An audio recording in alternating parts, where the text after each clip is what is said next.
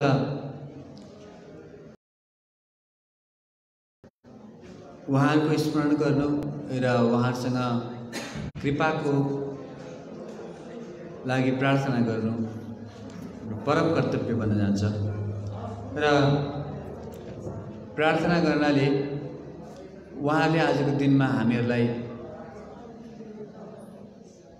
प्रचुर मात्रामा कृपा गर्नुहुन्छ र उहाँमा रहेको केवल एक कण मात्रै भक्ति पनि हामीहरूको हृदयमा सञ्चारित गरिदिनु भयो भनेदेखि हाम्रो जीवन सफल हुन सक्छ।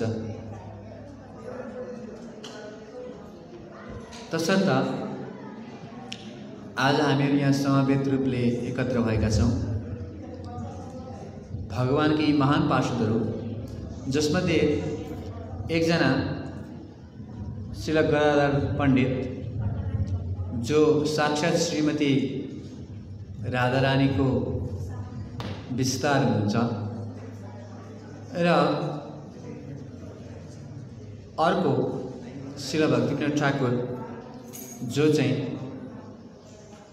कमला मञ्जरीको विस्तार हुनुहुन्छ र उहाँसँग आशीर्वाद माग्दै आज हामीहरू एउटा भजन गाउँदै जाँदैछौँ। तर यो भजनको अर्थ बुझेर गायो भनेदेखि अझै आनन्द आउँछ। बङ्गाली भाषामा छ। तसर्थ थोरै यसको अर्थ सुन्छौँ, त्यसपछि हामीहरू यो भजनलाई प्रेमपूर्वक भावपूर्वक आचार्यहरूको चरण कमलमा समर्पण गर्दै गाउँछौँ। यो वैष्णव भजनमा वैष्णव ठाकुरसँग प्रार्थना गरिँदैछ र के भनिँदैछ त भन्दा उहे वैष्णव ठाकुर दया र सागर। वैष्णव ठाकुरहरू के हुनुहुन्छ? दयाको सागर हुनुहुन्छ। दयाले भरिनु भएको छ, सागरै हुनुहुन्छ। तसर्थ यो दासमाथि यही दासे करुणा करी, यो दासमाथि हजुरले करुणा गर्नुहोस्, कृपा गर्नुहोस् र हजुरको चरण कमलको छाया प्रदान गर्नुहोस्। ती आचार्यहरूको चरण प्राप्त गर्न त हामी सायद योग्य थिएनौँ होला, तर कम्तीमा उहाँको चरणको छाया मात्र पनि हामीले प्राप्त गर्छ भनेदेखि हाम्रो जीवन सफल हुन सक्छ। तसर्थ तुम्हारा चरण धरी, हजुरको चरणको छाया दिएर दिया पद छाया सोधो हे आमाया, मलाई शुद्धिकरण गर्नुहोस् र म तपाईँको चरण कमललाई समाउँदछु। क्षय बेग दुमी क्षय दोष सोधी क्षय गुण देहो दासी। 6 किसिमका बेगहरू छन्। के हुन् बेगहरू? वाचो बेगम, मनसा क्रोध बेगम, जिह्वा बेगम, उदरपस्थ बेगम, एतान बेगान यो विषहित धीर सर्वाम अपिमाम पृथ्वीम स शिष्या। भक्तिरसामृत सिन्धु उपदेशामृतमा श्रीपाद रूप गोस्वामीले यी 6वटा बेगहरूको वर्णन गर्नुभएको छ। ती 6वटा बेगहरूलाई दमन गर्न सक्ने शक्ति दिनुहोस् भनेर चाहिँ आचार्यसँग वैष्णव ठाकुरसँग हामी प्रार्थना गर्दैछौँ। यी बेगहरूका कारणले गर्दा हामी कृष्ण भक्ति गर्न सक्दैनौँ, त्यस कारणले यो बेगलाई दमन गर्नलाई शक्ति दिनुहोस् भनेर प्रार्थना गर्दै हुनुहुन्छ।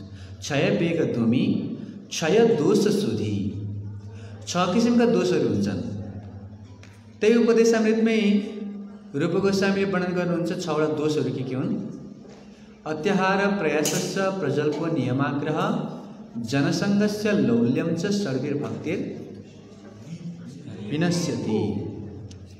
त यी 6 किसिमका दोषहरूबाट मलाई शुद्धिकरण गर्नुहोस् र क्षय गुण देहु दासी। यो दासलाई तपाईँले के गर्नुहोस्? 6वटा गुण दिनुहोस्।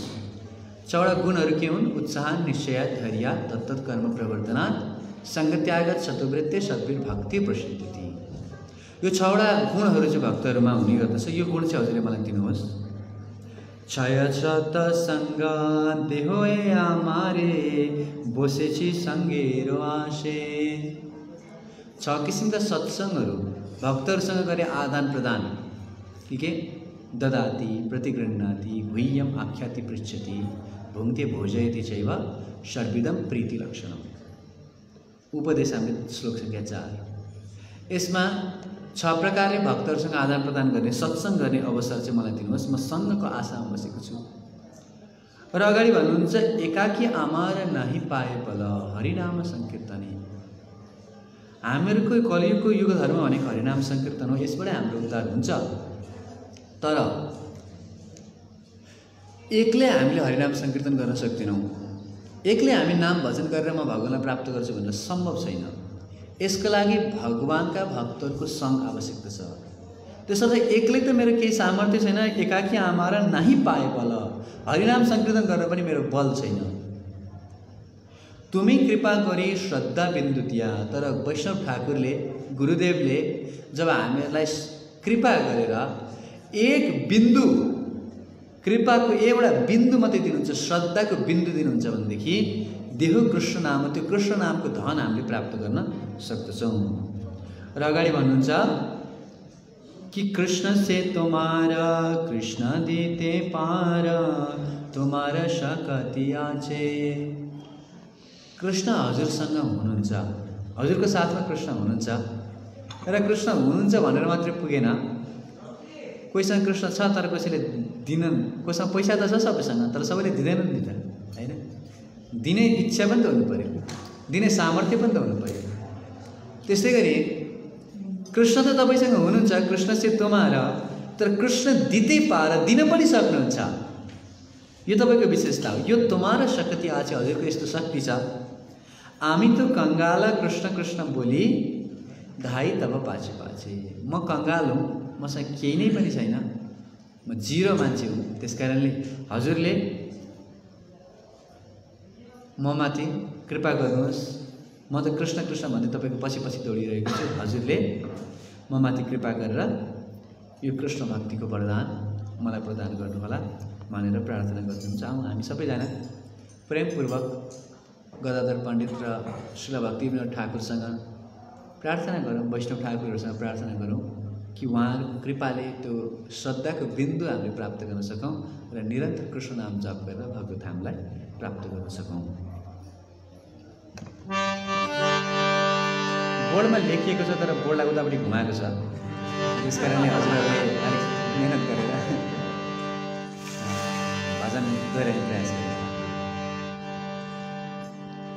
ओ हे वैष्णव ठाकुरा, दया रसा गराए दासी करुणा करी।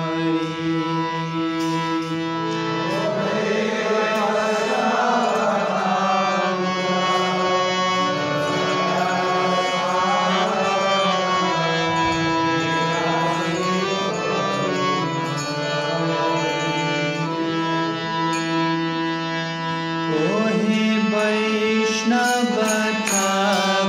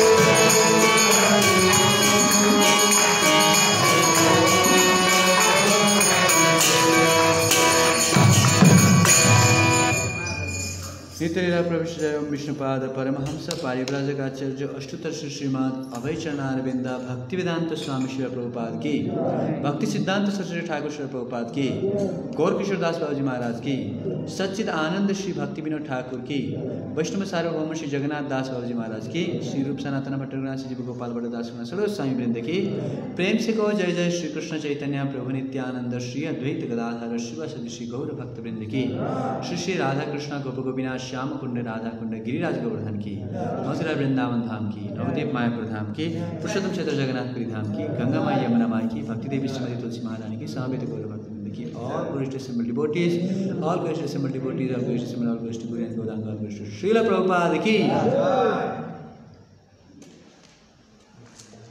ओम ज्ञानतिमिरन्धस्य ज्ञानञ्जनशलाकया चक्षुरुन्मीलितं येन तस्मै श्रीगुरवे नमः। श्रीचैतन्यमनोभीष्टं स्थापितं येन भूतले स्वयं रूप कदा मह्यं ददाति स्वपदान्तिकं। वन्देऽहं श्रीगुरो श्रीयुतापदकमलं श्रीगुरुन् वैष्णवांश्च श्रीरूपं साग्रजातं सहगण रघुनाथान्वितं तं सजीवं साद्वैतं सावधूतं परिजनसहितं कृष्णचैतन्यदेवं श्रीराधा कृष्णपादान् सगणललिता श्रीविशाखान्वितांश्च। नमो विष्णुपादाय कृष्णपृष्ठाय भूतले श्रीमते भक्तिवेदान्त स्वामिनिति नामिने। नमस्ते सारस्वती देवे गौरवाणी प्रचारिणे निर्विशेष शून्यवादी पाश्चात्य देशतारिणे। नमो विष्णुपादाय कृष्णपृष्ठाय भूतले श्रीमते भक्ति सिद्धांत सरस्वती नामिने। श्री वार्षभानवी देवी दयिताय कृपाब्दये कृष्ण संबंध विज्ञान दायिने प्रभवे नमः। माधुर्योज्जल प्रेमाढ्य श्री रूपानुग भक्तिदा श्री गौर करुणा शक्ति विग्रहाय नमस्तुते। नमस्ते गौरवाणी श्रीमूर्तये दीनतारिणे रूपानुग विरुद्धाप सिद्धांत ध्वंतहारिणे। नमो गौर किशोराय साक्षात् वैराग्यमूर्तये विप्रलंबर संबोधे पादंबुजायते नमः। नमो भक्ति विनोदाय सच्चिदानंद नामिने गौरशक्ति स्वरूपाय रूपानुगवरायते। गौर आविर्भाव भूमिष्ठ निर्दिष्ट सज्जन प्रिय वैष्णव सार्वभौम श्री जगन्नाथाय ते नमः। वाञ्छाकल्पतरुभ्यश्च कृपा सिन्धुभ्येव च पतितानां पावनेभ्यो वैष्णवेभ्यो नमो नमः। नित्यानन्दमहं वन्दे कर्णिलम्बितकुण्डलं चैतन्यग्रजरूपेण पवित्रीकृतभूतलं। नमो महावदन्याय कृष्णप्रेमप्रदायते कृष्णाय कृष्णचैतन्य नाम्ने गौरतिशे नमः। हे कृष्ण करुणा सिन्धु दीनबन्धु जगत्पते गोपीश गोपिकान्त राधाकान्त नमस्तुते। तप्त कांचन गौरांगी राधे वृंदावनेश्वरी वृषभानुसुते देवी प्रणमामि हरे। आजानुलंबित भुजो कनकावजातो संकीर्तनैकवितरो कमलायताक्षो विश्वम्भरो द्विजवरो युगधर्मपालो वन्दे जगत्प्रियकरो करुणावतारो। गुरवे गौरचन्द्राय राधिकाय तदालये कृष्णाय कृष्णभक्ताय तद्भक्ताय नमो नमः। पंचतत्वात्मकं कृष्णं भक्तरूपस्वरूपकं भक्तावतारं भक्ताख्यं नमामि भक्तशक्तिकं।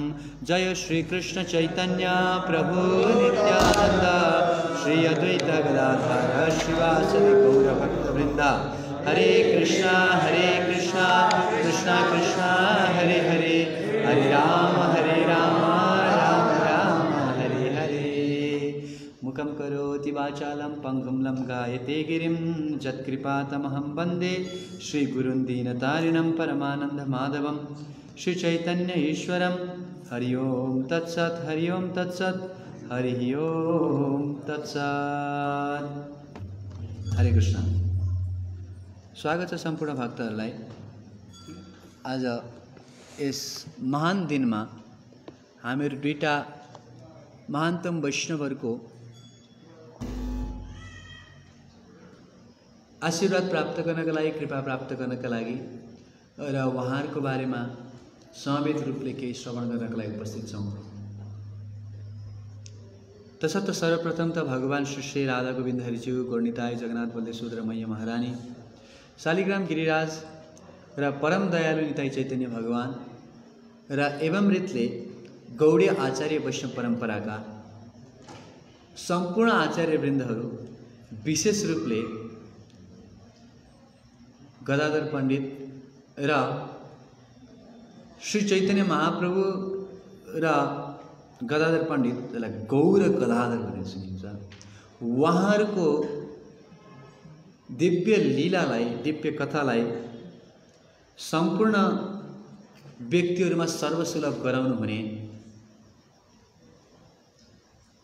सच्चिदानन्द स्वरूप श्री भक्तिविनोद ठाकुर र भक्तिविनोद ठाकुरको सन्देशलाई विश्वव्यापी रूपमा प्रचार गर्नुहुने इस्कनका संस्थापक आचार्य कृष्ण कृपा श्रीमूर्ति अभयचरणारविन्द भक्तिवेदान्त स्वामी श्री प्रभुपादजी र एवं रीतले यहाँ उपस्थित तथा इन्टरनेटका माध्यमबाट श्रवण गरिराख्नुभएका सम्पूर्ण भक्तहरूको चरण कमलमा आशीर्वादको याचना गरेर आजको यस दिव्य कथालाई प्रारम्भ गर्ने अनुमति लिन चाहन्छु। किनकि भगवान र उहाँका महानतम भक्तहरूको आशीर्वादले, अनुकम्पाले, कृपाले मात्रै हामीले भगवान एवं उहाँका भक्तहरूको दिव्य चरित्रलाई प्रकाशमा ल्याउन सक्ने सामर्थ्य राख्दछौँ। त वैष्णवहरूको आविर्भाव र तिरोभाव दुवैलाई हामीहरूले मनाउने गर्दछौँ। यद्यपि यस संसारमा कोही व्यक्तिको जन्मलाई चाहिँ व्यक्तिहरूले हर्षपूर्वक, खुसीपूर्वक मनाउने गर्दछन्, उत्सव गर्ने गर्दछन्। तर यो खासमा खुसी मनाउने कुरा त होइन। हाम्रो गुरुदेवले भन्नुहुन्थ्यो, जेलमा परेको दिन हो जन्म लिने भनेको। कोही व्यक्ति चाहिँ जेलमा परेको छ अनि 1 वर्ष भयो, 20 वर्षको कैदी, उसलाई 20 वर्षको उस भएको छ, कैदी बनेको छ। 1 वर्षपछि म एनिभर्सरी मनाउँछु, आजको दिन म जेलमा परेको थिएँ भनेर फेस्टिभल मनाएँ जस्तो। त्यस्तै गरी यो संसारमा साधारण व्यक्तिहरूको जन्मदिन मनाउनु भनेको त्यही हो। आयुर्हरति वै पुंसान् उद्यम अस्तन् च यन् असौ तस्यर्थे यत् क्षणं नीतो उत्तम श्लोक वार्तया। प्रत्येक दिन, प्रत्येक क्षण, प्रत्येक वर्ष हामीहरूको आयु बढ्दैछ र प्रत्येक वर्ष हामीहरू चाहिँ ओहो मेरो जीवनको 1 वर्ष अब कमी भयो, भगवानको भक्ति गर्नको लागि मसँग 1 वर्ष कम छ भनेर त्यो सेलिब्रेट गरे जस्तो हो। तर भगवानका भक्तहरूको आविर्भाव मनाउनु चाहिँ फेरि यो अर्कै स्तरको कुरा हो। साधारण व्यक्तिहरूको जन्मदिन मनाए जस्तो होइन। र किनकि त्यो दिनदेखि हामीलाई के भयो त, त्यो महान वैष्णवको सङ्ग प्राप्त भयो। त्यस कारणले वैष्णवहरूको आविर्भाव मनाउने गर्दछौँ हामीहरू। किन त्यस दिनदेखि हाम्रो लागि के भयो, सौभाग्यको अवसर खुल्यो। त्यस दिनदेखि त्यो भक्तले यो धराधाममा, भगवानको धामबाट यस धराधाममा आउनुभयो हाम्रो उद्धार गर्नको लागि। त्यस कारणले हामीले आविर्भाव मनाउँछौँ। अनि तिरोभाव, आज त 2टा आचार्यहरूको तिरोभाव छ। तिरोभाव त दुःखको कुरा हो। तिरोभावमा भक्तहरूका लागि 2टा प्रसङ्ग हुन्छ भन्नुहुन्छ श्रील प्रभुपादजी आफ्नो लेक्चरमा। एक त हामीहरू दुःखी हुन्छौँ कि त्यो भक्त अब हाम्रो साथमा रहनु भएन, उहाँ भगवानको नित्य लीलामा प्रवेश गर्नुभयो, उहाँको सँग हामीसँग छैन भनेर हामीहरू चाहिँ संवेदना प्रकट गर्दछौँ, भक्तको विरहलाई हामीहरू अनुभव गर्दछौँ।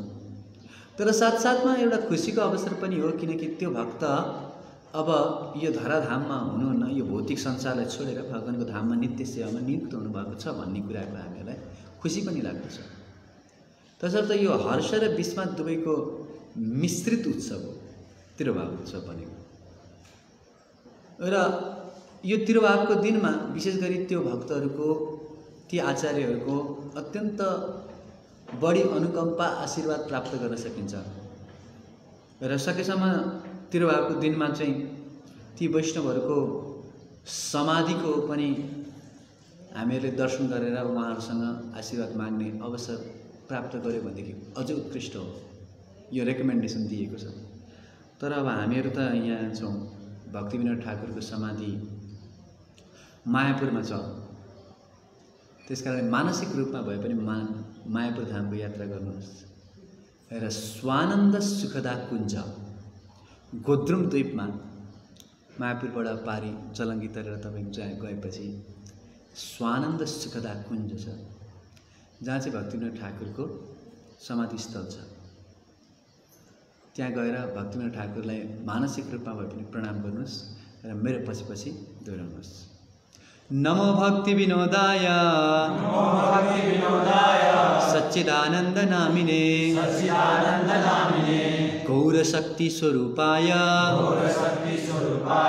रूपानुगवरायते। गदाधर पण्डितको त समाधि स्थलको बारेमा मलाई जानकारी छैन। केही भक्तहरूको अनुसार त चैतन्य महाप्रभु जस्तै टोटा गोपीनाथको विग्रहभित्रै समाहित हुनुभयो भन्ने वर्णन आउँछ।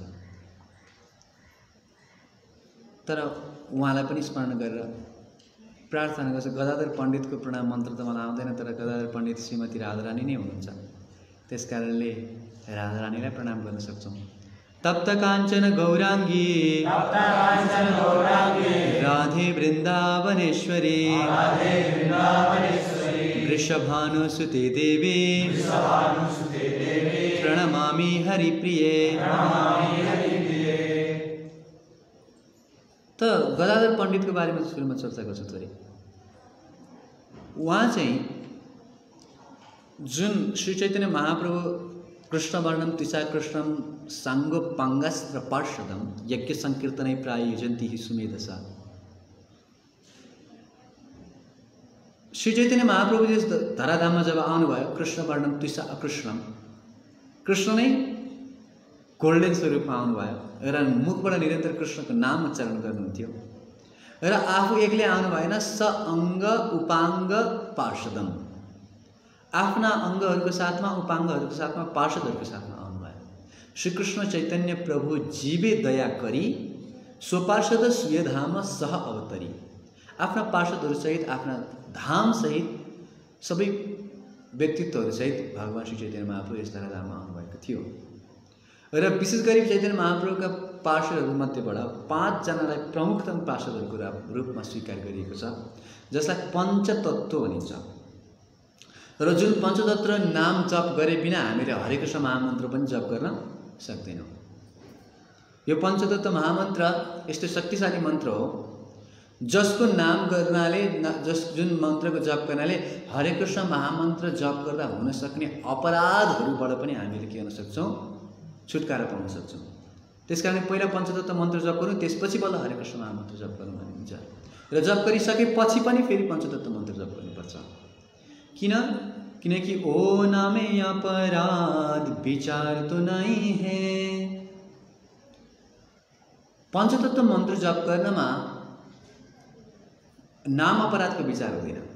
हरे कृष्ण महामन्त्र जप गर्नमा नाम अपराधको विचार हुन्छ। तपाईँले ठिकसँग अपराध युक्त तरिकाले जप गर्नुभयो भने अपराध भयो तपाईँबाट भनेदेखि त्यो कृष्ण नामले फल दिन सक्दैन। तर चैतन्य नामेते यही सब नाहीका विचार। श्री चैतन्य महाप्रभुको नाम जप गर्नलाई यो नाम अपराधको नै विचार छैन। अद्यपि चैतन्य नाम जै लहे अश्रु कंप स्वेद तहार शरीर ते होय। आजको दिनसम्म पनि कसैले चैतन्य महाप्रभुको नाम जप गर्छ, नित्यानन्दको नाम जप गर्छ भनेदेखि उसको शरीरमा आँखाको धारो बग्छ, आँसुको झारा बग्छ, शरीरको रोमहरू ठाडा हुन्छन्, शरीर पुलकित हुन्छ। गौराङ्ग बलिते हवे पुलक शरीर, यस्तो विशेषता छ। तसर्थ पञ्चतत्त्व श्रीकृष्ण चैतन्य प्रभु नित्यानन्द श्री अद्वैत गदाधर शिवासादि श्री गौर भक्तवृन्द।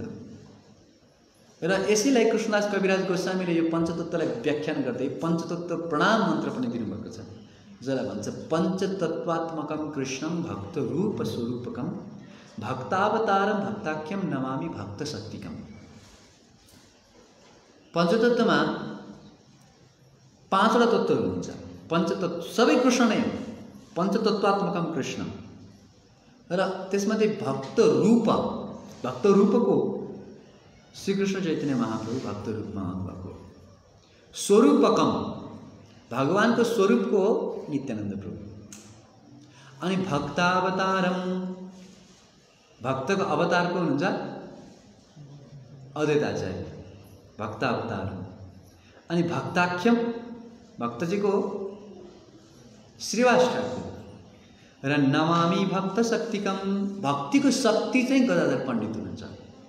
किनकि उहाँ लादिनी र सार प्रेम सार भाव भावेर परम काष्ठ नाम महाभाव महाभाव स्वरूपिणी राधा ठकुरानी। लादिनीको सार चाहिँ प्रेम हो, प्रेमको सार भाव हो। भावको परमकाष्ठा महाभावमा निस्किन्छ र त्यो महाभाव स्वरूपा श्री राधा ठकुरानी, त्यो महाभावको स्वरूपगत रूप चाहिँ राधारानी हुनुहुन्छ। उहाँ नै यो गौर लीलामा राधारानीको रूपमा प्रकट हुनुहुन्छ। यद्यपि श्रीकृष्ण चैतन्य राधाकृष्ण नहीं अन्य, राधारानी र कृष्ण एकै रूपमा मिलित अवतारको रूपमा श्री चैतन्य महाप्रभुको रूपमा आउनु भएको छ, तर पनि राधारानी फेरि गदाधर पण्डितको रूपमा विस्तारित भएर आउनुभयो। किन? किनकि कृष्ण लीलामा राधारानीलाई कृष्णसँग भेट्नका लागि बन्देज थियो के, हरसँग भेट्न सक्नुहुन्न, केवल रात्रिको समयमा मात्रै भेट्न पाउनुहुन्छ। दिउँसोको समयमा त कृपा कटाक्ष लगायो भने पनि अरूले चाहिँ नजर लगाउँछ, किन यसरी दृष्टि हेऱ्यो, मेरो कृष्णलाई किन हेऱ्यो भनेर। रात्रिको समय मात्रै कृष्णलाई प्राप्त गर्न सक्नुहुन्थ्यो राधारानीले, र अरू समयमा कृष्णको नजिक जाँदाखेरि पनि अरू व्यक्तिहरूले हैन विरोध प्रदर्शन गर्थे, त्यस कारणले खुला रूपमा कृष्णसँग भेट्न पाउनुहुन्थेन। तसर्थ राधारानीले के गर्नुभयो त, पुरुष रूप धारण गर्नुभयो गौर लीलामा र गदाधर पण्डितको रूपमा प्रकट हुनुभयो। उहाँको पिताको नाम हो माधव मिश्र र माताको नाम हो रत्नावती। माधव मिश्र र रत्नावतीको पुत्रको रूपमा उहाँको जन्म भयो। उहाँको एकजना भाइ पनि हुनुहुन्थ्यो जसको नाम थियो वाणीनाथ मिश्र। वाणीनाथ मिश्र जसले चाहिँ चम्पाहाटीमा बसेर गौर गदाधरको आराधना गर्नुहुन्थ्यो। आजको दिनमा पनि उहाँको विग्रहहरू चम्पाहाटीमा छ। वाणीनाथ मिश्र जब चैतन्य महाप्रभु सन्यास लिएर जानुभयो, गदाधर पण्डित पनि उहाँसँग जान लाग्नुभएको थियो नि त। त्यस कारणले वाणीनाथ मिश्रले भन्नु हुँदैन। यो दुई ठाउँमा यस्तो घटना घटेको छ। एउटा अम्बिका कालनामा पनि यस्तै छ, जहाँ चाहिँ गौरीदास पण्डित हुनुहुन्थ्यो, र चम्पाहाटीमा पनि वाणीनाथ मिश्रले तपाईँले मलाई छोडेर जान पाउनु न, सन्यास लिएर उहाँ नीलाचल जाने, मलाई एक्लै छोडेर? म त सधैँभरि नै भज गोद्रुम कानन कुञ्ज विधो, भक्तिविनोद ठाकुरले भजन गाउनुहुन्छ। जदि ते हरिपाद सरोज सुधा रसपान परम हृदयम सततम। यो भजनमा उहाँले भन्नुहुन्छ गोद्रुम काननमा बसेर, गोद्रुमको जङ्गलमा बसेर सधैँभरि गौर गदाधरको भजन गर्न सकौँ, यही नै मेरो जीवनको लक्ष्य हो। तसर्थ उहाँले भन्नुभयो तपाईँहरू जान पाउनु। ठिक छ, के गर्ने त भन्दा तपाईँको लागि हामी एउटा विग्रह बनाउँछौँ र गौर गदाधरको एउटा विग्रह निर्माण भयो काठद्वारा, र यो विग्रहमा र हामीमा केही अन्तर छैन। गौर गदाधरको विग्रहको सेवा गर्न हामीहरू जान्छौँ। उहाँले के भन्नुभयो, ए विग्रहमा र तपाईँमा केही अन्तर छैन नि, होइन? त्यसैले यसो गर्नु नि त, विग्रहलाई पठाइदिनु, तपाईँ यहीँ बस्नु, केही अन्तर त छैन आखिरमा, हुन्छ? तर चैतन्य महाप्रभुले भन्नुभयो ओके। र चैतन्य महाप्रभु र गदाधर पण्डित त्यहाँ गएर उभिनु भयो अल्टरमा, र त्यो काष्ठको विग्रह निस्केर जान लाग्नुभयो। अब वाणीनाथ मिश्रलाई कन्फ्युजन भयो, के गर्ने? होइन, यो चाहिँ डुप्लिकेट हो कि त्यो ओरिजिनल हो? होइन होइन, तपाईँहरू बस्नु, म चाहिँ जानु। अनि बारम्बार यस्तो भइरहेको, को बसी को जाने, अन्तिममा थाहा पाउनुभयो दुवैमा केही अन्तर छैन भनेपछि ठिकै छ, जुन गए पनि हुन्छ, जुन बसे पनि हुन्छ। र त्यसपछि गौर गदाधर चाहिँ उहाँको घरमा निवास गर्नुभयो। आजको दिनसम्म पनि चम्पाहाटीमा त्यही गौर गदाधरको श्री विग्रह विराजमान हुनुहुन्छ। र आजको दिनमा पनि त्यहाँ नित्यानन्द ब्रह्मचारी भन्ने एकजना सेवक हुनुहुन्छ, उहाँले सेवा गर्नुहुन्छ। गौर मण्डल परिक्रमाहरू जान्छौँ भने गौर गदाधरको दर्शन गर्न सक्दछौँ। त भन्दै थिएँ कि वाणीनाथ मिश्र उहाँको भाइ हुनुहुन्थ्यो, र सानै उमेरदेखि गदाधर पण्डित चाहिँ कृष्ण भक्तिमा लाग्नुभयो। चैतन्य महाप्रभु सानै उमेरदेखि भक्त हुनुहुन्थेन। पहिला त निमाई पण्डित भनेर पहिला निमाई हुनुहुन्थ्यो, चकचके एकदमै, कहिले कपडा लुकाइदिने, कहिले के गर्ने, अनेक थरीको उपद्रव गर्नुहुन्थ्यो। अनि बिस्तारै स्कुल जानुभयो, पढ्नुभयो, संस्कृतको विद्वान भन्नुभयो, र निमाई पण्डित भनेर चाहिँ शास्त्र अध्ययन गरेर पढ्ने गरेर मलाई फुर्सद थिएन। त्यस समयमा गदाधर पण्डित चाहिँ सानै उमेरदेखि कृष्ण भक्त, र सानै उमेरदेखि उहाँमा वैराग्यको स्वभाव थियो। कुनै सांसारिक विषयवस्तुप्रति आसक्ति नै थिएन, निरन्तर कृष्ण भजन मात्रै गर्ने। र निमाई पण्डित चाहिँ गदाधर पण्डितलाई एकदमै दुःख दिनलाई के गर्नुहुन्थ्यो भन्दाखेरि चाहिँ ग्रामरको उहाँ त टिचर हुनुहुन्थ्यो। त्यस कारणले गदाधर पण्डितलाई गएर त्यो गङ्गा तीरमा चाप्पा हाल्छनुहुन्थ्यो र तर्क गर्न थाल्नुहुन्थ्यो। ए गदाधर, तिमीसँग मेरो प्रश्न छ। यद्यपि चैतन्य महाप्रभुको सौन्दर्यतालाई देखेर, उहाँको मधुरतालाई देखेर, मधुर बाणीलाई देखेर सबै भक्तहरू एकदम खुसी हुनुहुन्थ्यो, तर मनमा दुःख थियो कि म भक्त छैन है। यदि यो निमाई मात्रै भक्त बन्नु हो भनेदेखि कति राम्रो हुन्थ्यो नि। उसले यदि यो निमाई कुनै दिन भक्त बन्यो भने सारा जगतलाई भक्त बनाइदिन्छ। त्यस कारणले यो निमाईलाई जसरी हुन्छ हामी प्रचार गर्नुपर्ने छ भने भक्तहरूको अभिलाष। तर निमाई चाहिँ भक्तिमा इन्ट्रेस्टै नदेखाउने, खालि अध्ययन गर्नमा व्याकरणमा इन्ट्रेस्ट देखाउने। अनि गदाधर पण्डित त्यो तर्क गरेर भक्तलाई दिक्क लगाउने के। गदाधर पण्डितले सम्झाए, ए गदा यता हो। गदा होइन गदाई, उहाँको निकनेम निमाई र गदाई होइन। जस्तो कृष्ण बलरामलाई चाहिँ कानाई र बलाई भन्छ कि भक्तहरूले प्रेमपूर्वक गरेर। र त्यस्तै निताई, गदाई, निमाई होइन। यता एउटा क्वेसन छ मेरो। के क्वेसन सोध्नु नि त? मुक्ति भने के हो? मुक्ति भने श्रीमद् भागवतको दोस्रो स्कन्धमा भनेको छ मुक्ति हित्व अन्यथा रूपम स्वरूपेण व्यवस्थिति। आफ्नो यो अहिलेको शरीरलाई परित्याग गरेर यो उपाधिहरूलाई त्यागेर कृष्ण भक्तिमा संलग्न हुनु भनेको मुक्ति हो। तर महाप्रभुले त्यो तर्कलाई आफ्नो व्याकरण शास्त्रद्वारा यसरी पराजित गरिदिनुहुन्थ्यो कि उहाँको बोल्ने शब्द हुन्थेन। अनि त्यहाँबाट ओहो होइन रहेछ मुक्ति भने त यो अर्कै रहेछ। अनि फेरि गदाधर पण्डितलाई ठिक छ त्यसैलाई स्वीकार गर्छु नि त। फेरि निमाई पण्डित होइन होइन यो पनि होइन, फेरि अर्को भनेर आफ्नै एक्सप्लेनेसनको फेरि खण्डन गर्नुहुन्थ्यो। र यसरी गदाधर पण्डितसँग कृष्ण सम्बन्धी चर्चा गर्न दिनुहुन्थेन, अरू चर्चा गरेर उहाँको दिमाग खाइदिनुहुन्थ्यो। त्यस कारण गदाधर पण्डित ल ल ल भयो ठिक छ, आजलाई तिमीलाई जान दिएँ, घर गएर आज राम्रोसँग किताब पढ्नु, भोलि फेरि क्वेसन जोड्छु। तिम्रो किताब सिताब सबै पढेर रेडी गर, म भोलि फेरि क्वेसन जोड्छु। बल्ल बल्ल छुटकाएर मिल्यो भनेर लाग्नुहुन्थ्यो। जे होस् यसरी गौर गदाधरको बाल्य लीला थियो। र जब श्री चैतन्य महाप्रभुले चाहिँ गयामा जानुभयो, गया यात्रा गर्नुभयो र त्यहाँ गयामा गएपछि विष्णुपाद मन्दिरमा विष्णु भगवानको चरणकमलको दर्शन गरेर त्यहाँ उहाँको एकजना विशेष व्यक्तित्वसँग भेट भयो। कोसँग भेट भयो? माधवेन्द्र पुरीको महानतम शिष्य श्रीलाई ईश्वरपुरीसँग भेट भयो। र ईश्वरपुरीसँग भेट भएपछि श्री चैतन्य महाप्रभुको जीवनमा एउटा मोड आयो र त्यसपछि उहाँले चाहिँ यो तर्कशास्त्रलाई छोडेर के गर्नु थाल्नुभयो? कृष्ण भक्ति गर्न थाल्नुभयो, ईश्वरपुरीसँग दीक्षा ग्रहण गर्नुभयो। र जसै यो खबर चाहिँ सबै नवद्वीपको भक्तहरूमा कि निमाई पण्डित फर्केर आउनुभएको छ र अब उहाँ कृष्ण भक्ति गर्नको लागि भनेर के गर्नुभएको छ, ईश्वरपुरीसँग दीक्षा लिएर आउनुभएको छ भने खबर सुनेपछि भक्तहरूको हर्ष उल्लास खुसीको सीमा थिएन। र सबैजनालाई उहाँले शुक्लाम्बर ब्रह्मचारीको घरमा बोलाउनु भएको छ। शुक्लाम्बर ब्रह्मचारी भने पहिला जन्ममा सुदामा। र उहाँको त्यो सानो एउटा ब्याग थियो, त्यो ब्यागबाट चामल चोरेर अहिले पनि चैतन्य महाप्रभुले खानुहुन्थ्यो, किनकि उहाँलाई कृष्णले लागि याद हुन्थ्यो।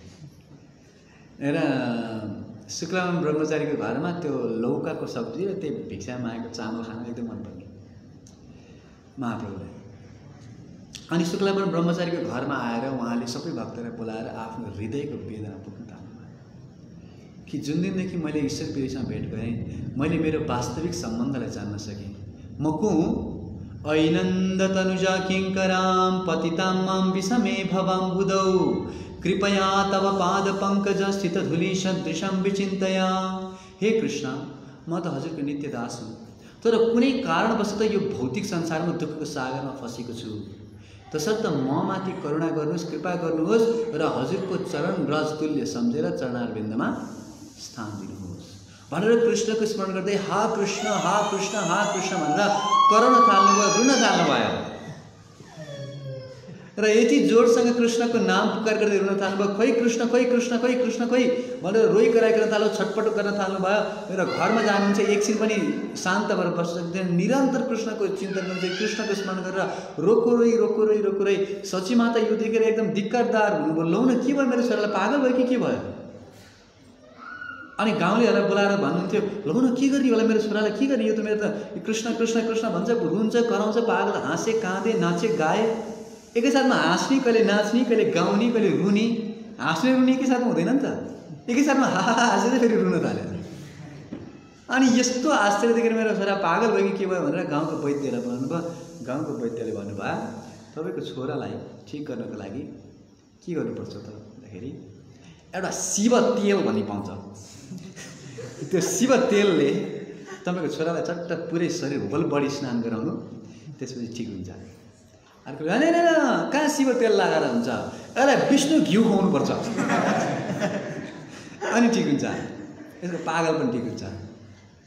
अनि अलग अलग व्यक्तिले अलग अलग मत मतान्तरण दिन थाले। पछि श्रीवास ठाकुरलाई बोलाइयो र श्रीवास ठाकुरले जब यस्ता प्रेमका लक्षणहरू श्री चैतन्य महाप्रभुको शरीरमा देख्नु, होइन होइन यो त कृष्ण प्रेमको परिणति हो, यो परिणति त म खोजिरहेको छु, यो वास्तविक हाम्रो जीवनको लक्ष्य हो।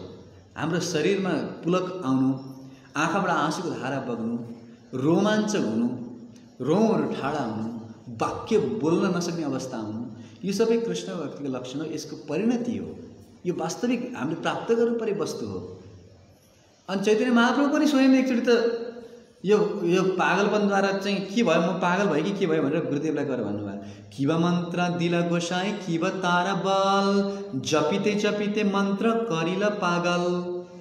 के मन्त्र दिनुभयो तपाईँले मलाई, के हो यसको शक्ति, यो मन्त्र जपले गर्दा त पागल भइसके, कहिले हाँस्न मन लाग्छ, कहिले रुन मन लाग्छ, के हो यही हुनु नै यो महामन्त्रको प्रभाव हो। हरे कृष्ण महामन्त्र यही त स्वभाव, यही हो स्वभाव हरे कृष्ण। जेही जपे तारे कृष्ण उपजाए भाव, जसले यो मन्त्र जप्छ उसको कृष्णप्रति भाव जन्मिन्छ।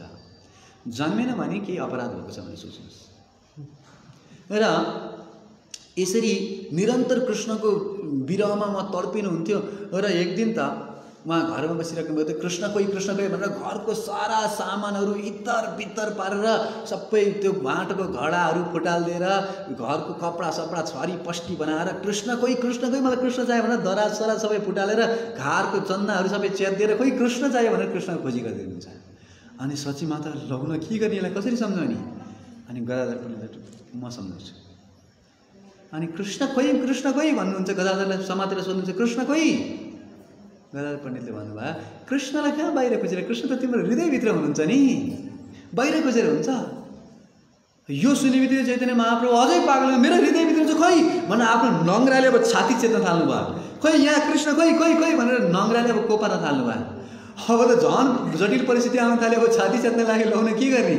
अनि गदाधर पण्डितले, कृष्ण तिम्रो छातीभित्र हुनुहुन्छ, हृदयभित्र हुनुहुन्छ, अहिले गाई चराउन जानुभएको छ, आउनुहुन्छ कि अहिले यहाँ गाई चराउन आउनुभएको छ, बेलुका फेरि आउनुहुन्छ, चिन्ता नगर होइन, त्यस कारणले चिन्ता नगर, आउनुहुन्छ होला, ठिक छ भनेर चैतन्य महाप्रभु शान्त हुनुभयो।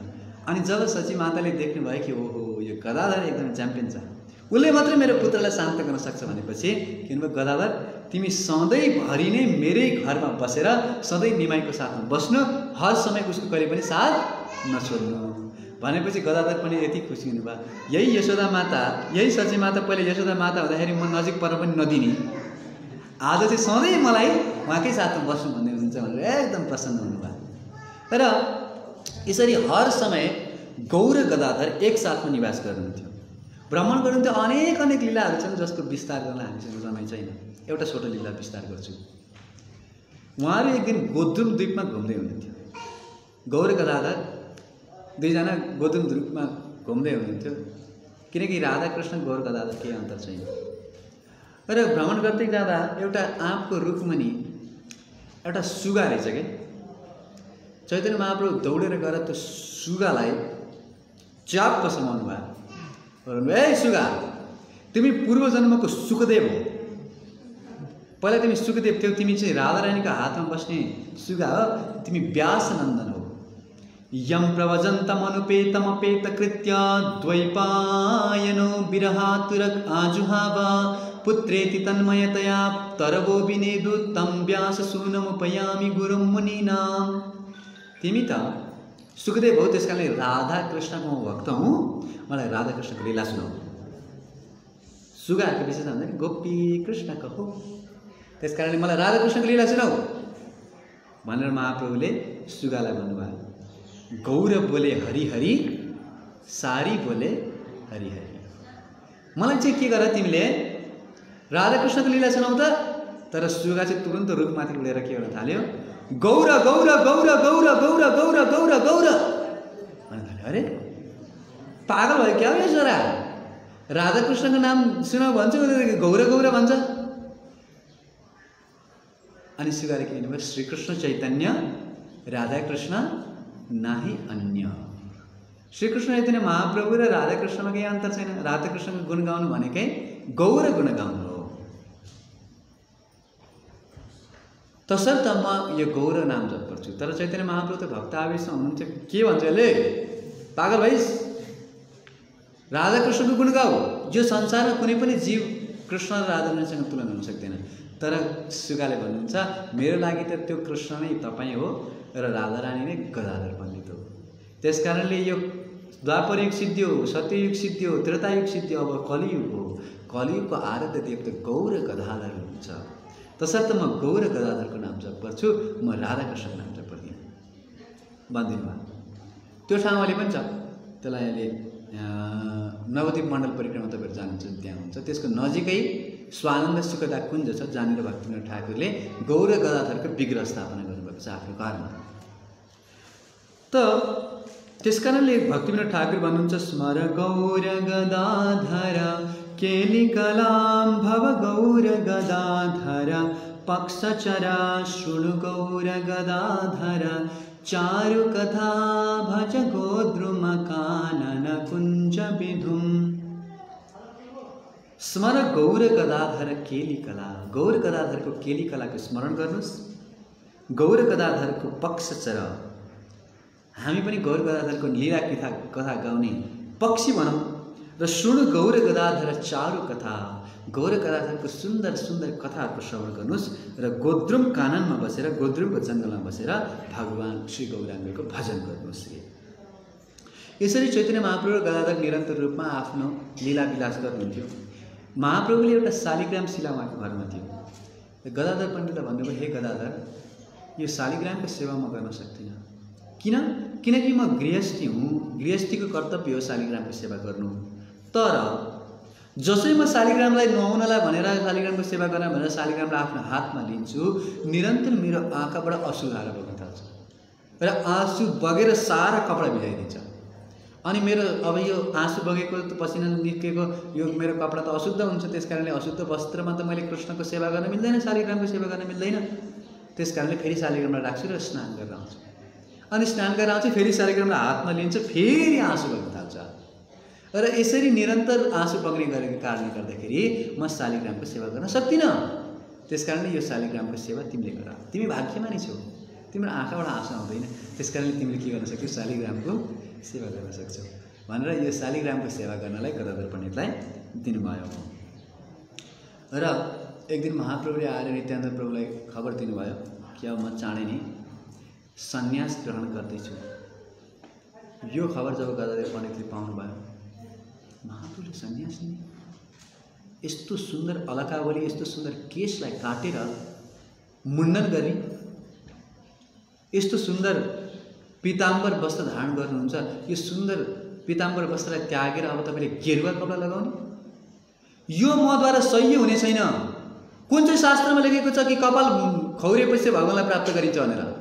कुन चाहिँ शास्त्रमा लेखेको छ सन्यास प्राप्त गरेपछि व्यक्तिले भगवानलाई पाउँछ भनेर? कृष्ण भक्तिको प्रचार गर्नलाई सन्यासै लिनुपर्छ भने के छ? तपाईँ त अहिले गृहस्थ हुनुहुन्छ, तपाईँको यस्ता भक्तहरू छन्, यस्ता सङ्गीहरू छन्, यस्तो प्रेम गरे माता हुनुहुन्छ, यति प्रेम गरे श्रीमती हुनुहुन्छ, भर्खर 14 वर्षको श्रीमतीलाई छोडेर अनि वृद्ध मातालाई छोडेर यदि तपाईँले सन्यास लिनु भने उनीहरूको मृत्यु हुन्छ र त्यो मृत्युको जिम्मेवारी तपाईँ हुनुपर्छ।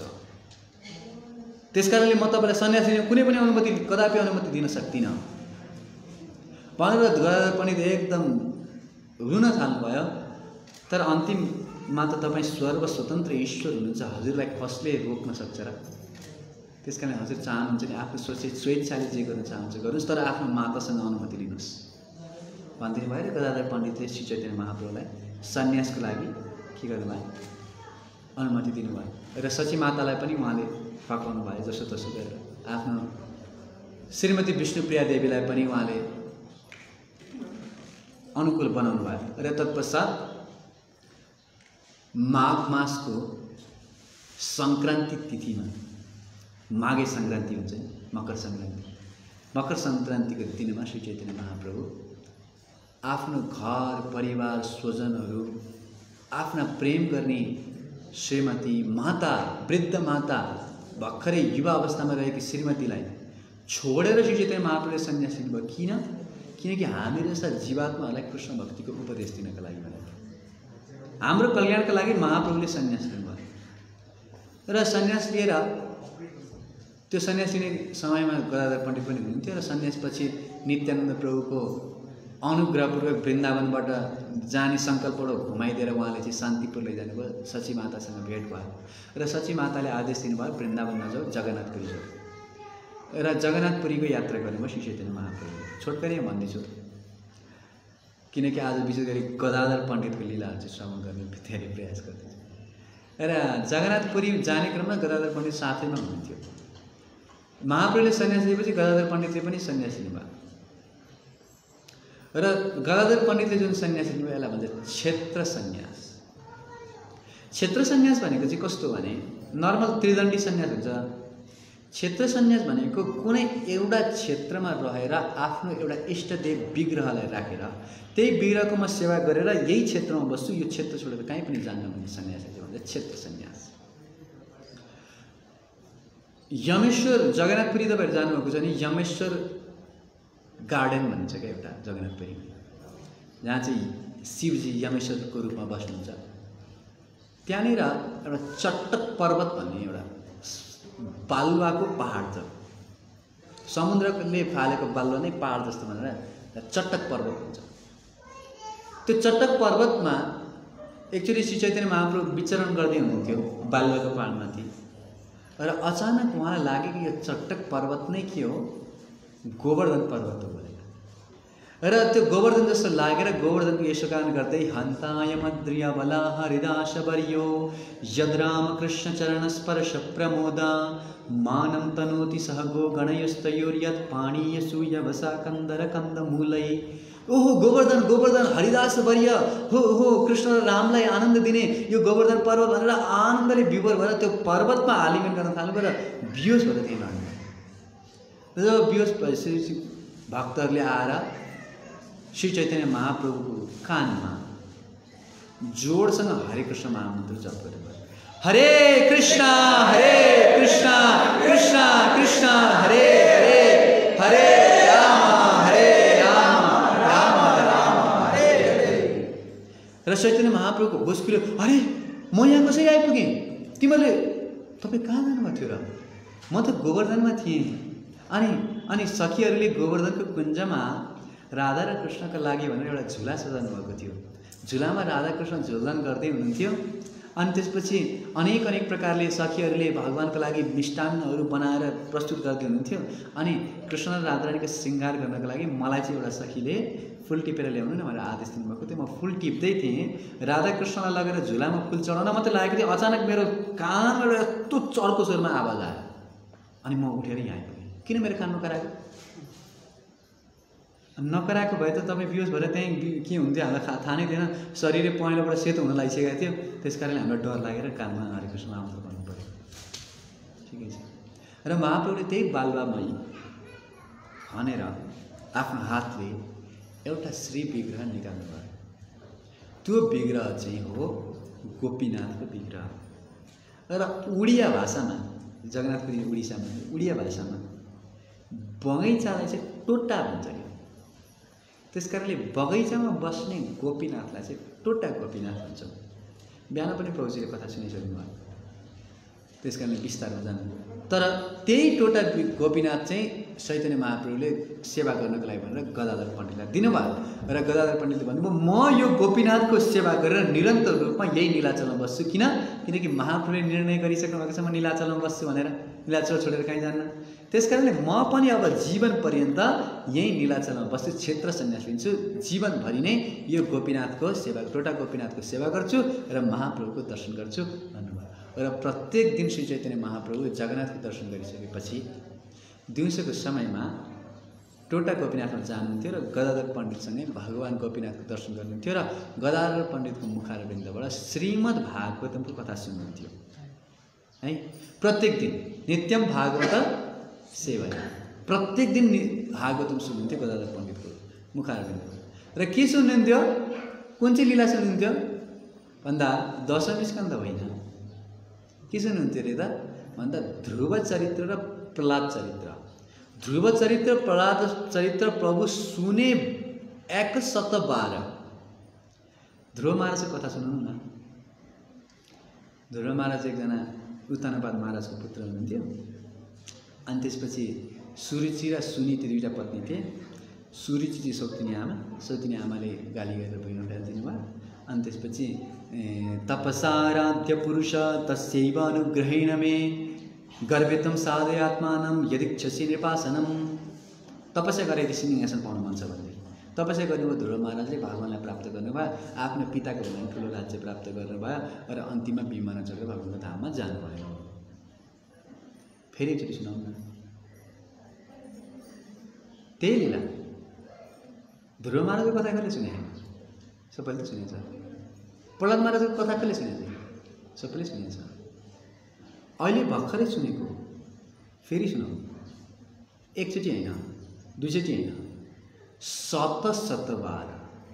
एक दिनमा 100 चोटि सुन्नुहुन्थ्यो ध्रुव महाराजको कथालाई।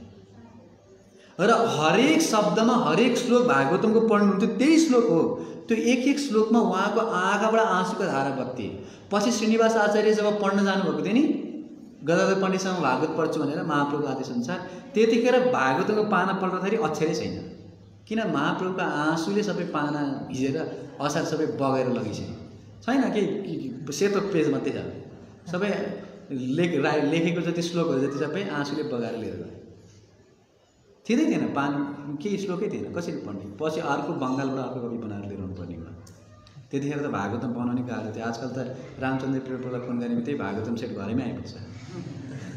तैपनि हामी पढ्दैनौँ होइन। आजको दिनमा हजुर विशेष गरी यो 7th गोस्वामी भन्ने पुस्तक चाहिँ हजुरहरूलाई स्पेसल अफरमा रामचन्द्र प्रभुले दिँदै हुनुहुन्छ। हजुरहरूले लाइभको माध्यमबाट अथवा यहीँबाट पनि उहाँलाई अर्डर गर्न सक्नुहुन्छ।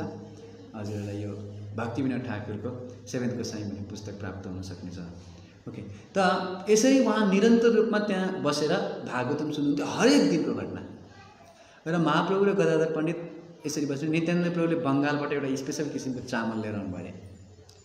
कुन स्पेसल चामल हो नाम त मलाई थाहा छैन, लङ्ग्रेन हुनसक्छ तर स्पेसल थियो अरे भनेर चाहिँ लेखेको छ त्यहाँ होइन। र त्यो एकदमै सुगन्धित, सायद बासमती हो कि होइन, बास्न पनि आउँथ्यो अरे। त्यो चामल बङ्गालबाट लिएर आएर गदाधर पण्डितलाई दिनुभयो र गदाधर पण्डितले एकदम सुन्दर फिस्ट बनाउनु भयो र गोपीनाथलाई अर्पण गर्नुभयो। र गोपीनाथलाई अर्पण गरेपछि दुईवटा थालीमा के गर्नुभयो, नित्यानन्द प्रभु र महाप्रभुलाई प्लेट लगाउनुभयो र महाप्रभु नित्यानन्द प्रभु बसेर, तीनजना गदाधर पण्डित नित्यानन्द प्रभु महाप्रभु बसेर त्यहाँ टोला गोपीनाथमा भागवतको चर्चापछि के गर्नुहुन्थ्यो, प्रसाद ग्रहण गर्नुहुन्थ्यो। कस्तो दिव्य लीला होला, स्मरण गर्नु न। नित्यानन्द प्रभु महाप्रभु गदाधर पण्डितले पकाउनु भएको, गोपीनाथलाई भोग लगाएको, अनि चैतन्य महाप्रभुको महाप्रसाद नित्यानन्द प्रभुले प्रसाद ग्रहण गरेर गदाधर पण्डितले खानुहुन्थ्यो होइन। र यसरी निरन्तर रूपमा उहाँहरू बस्नुहुन्थ्यो। तर एक दिन के भयो भनेदेखि एउटा घटना घट्यो। चैतन्य महाप्रभुले आफ्नो भक्तलाई भने म वृन्दावन जान चाहन्छु। तर कसैलाई पनि महाप्रभुको सङ्ग छोड्ने इच्छा छैन। कसरी छोड्ने श्री चैतन्य महाप्रभुले? त्यस कारणले सबैजनाले भने हामी पनि जान्छौँ त पछि पछि।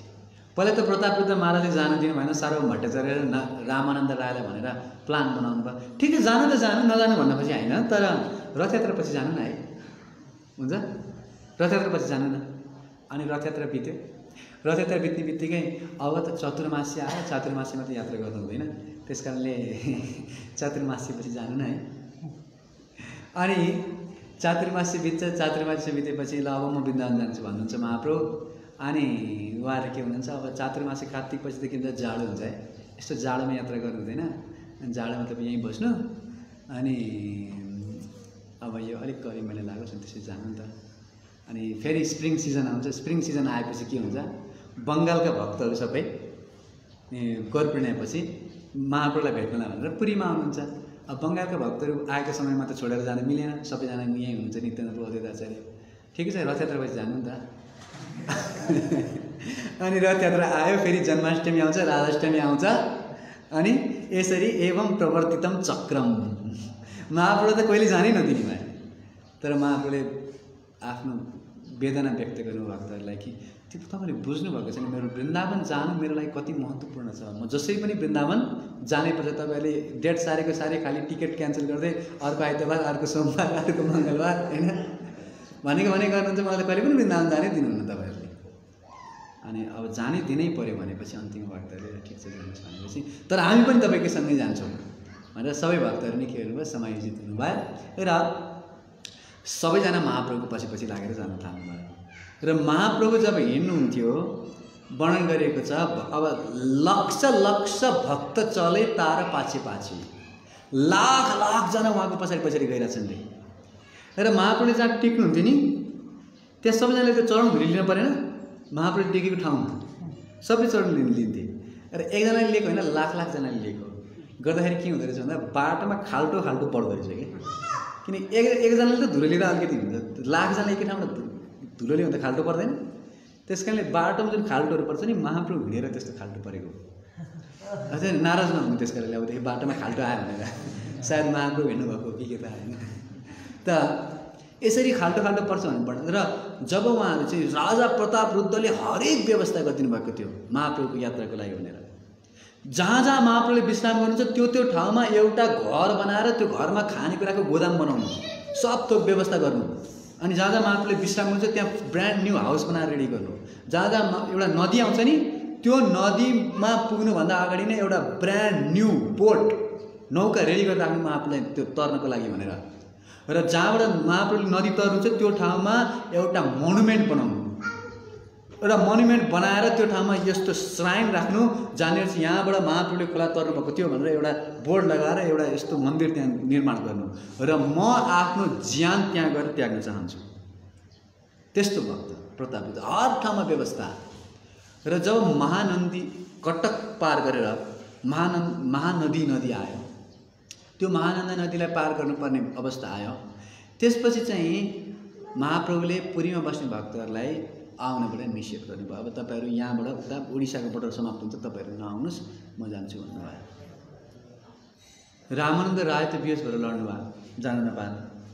सार्वभौम भट्टाचार्य त हेड पुजारी मन्दिर छोडेर जान नमिल्ने, त्यस कारणले जान मिलेन।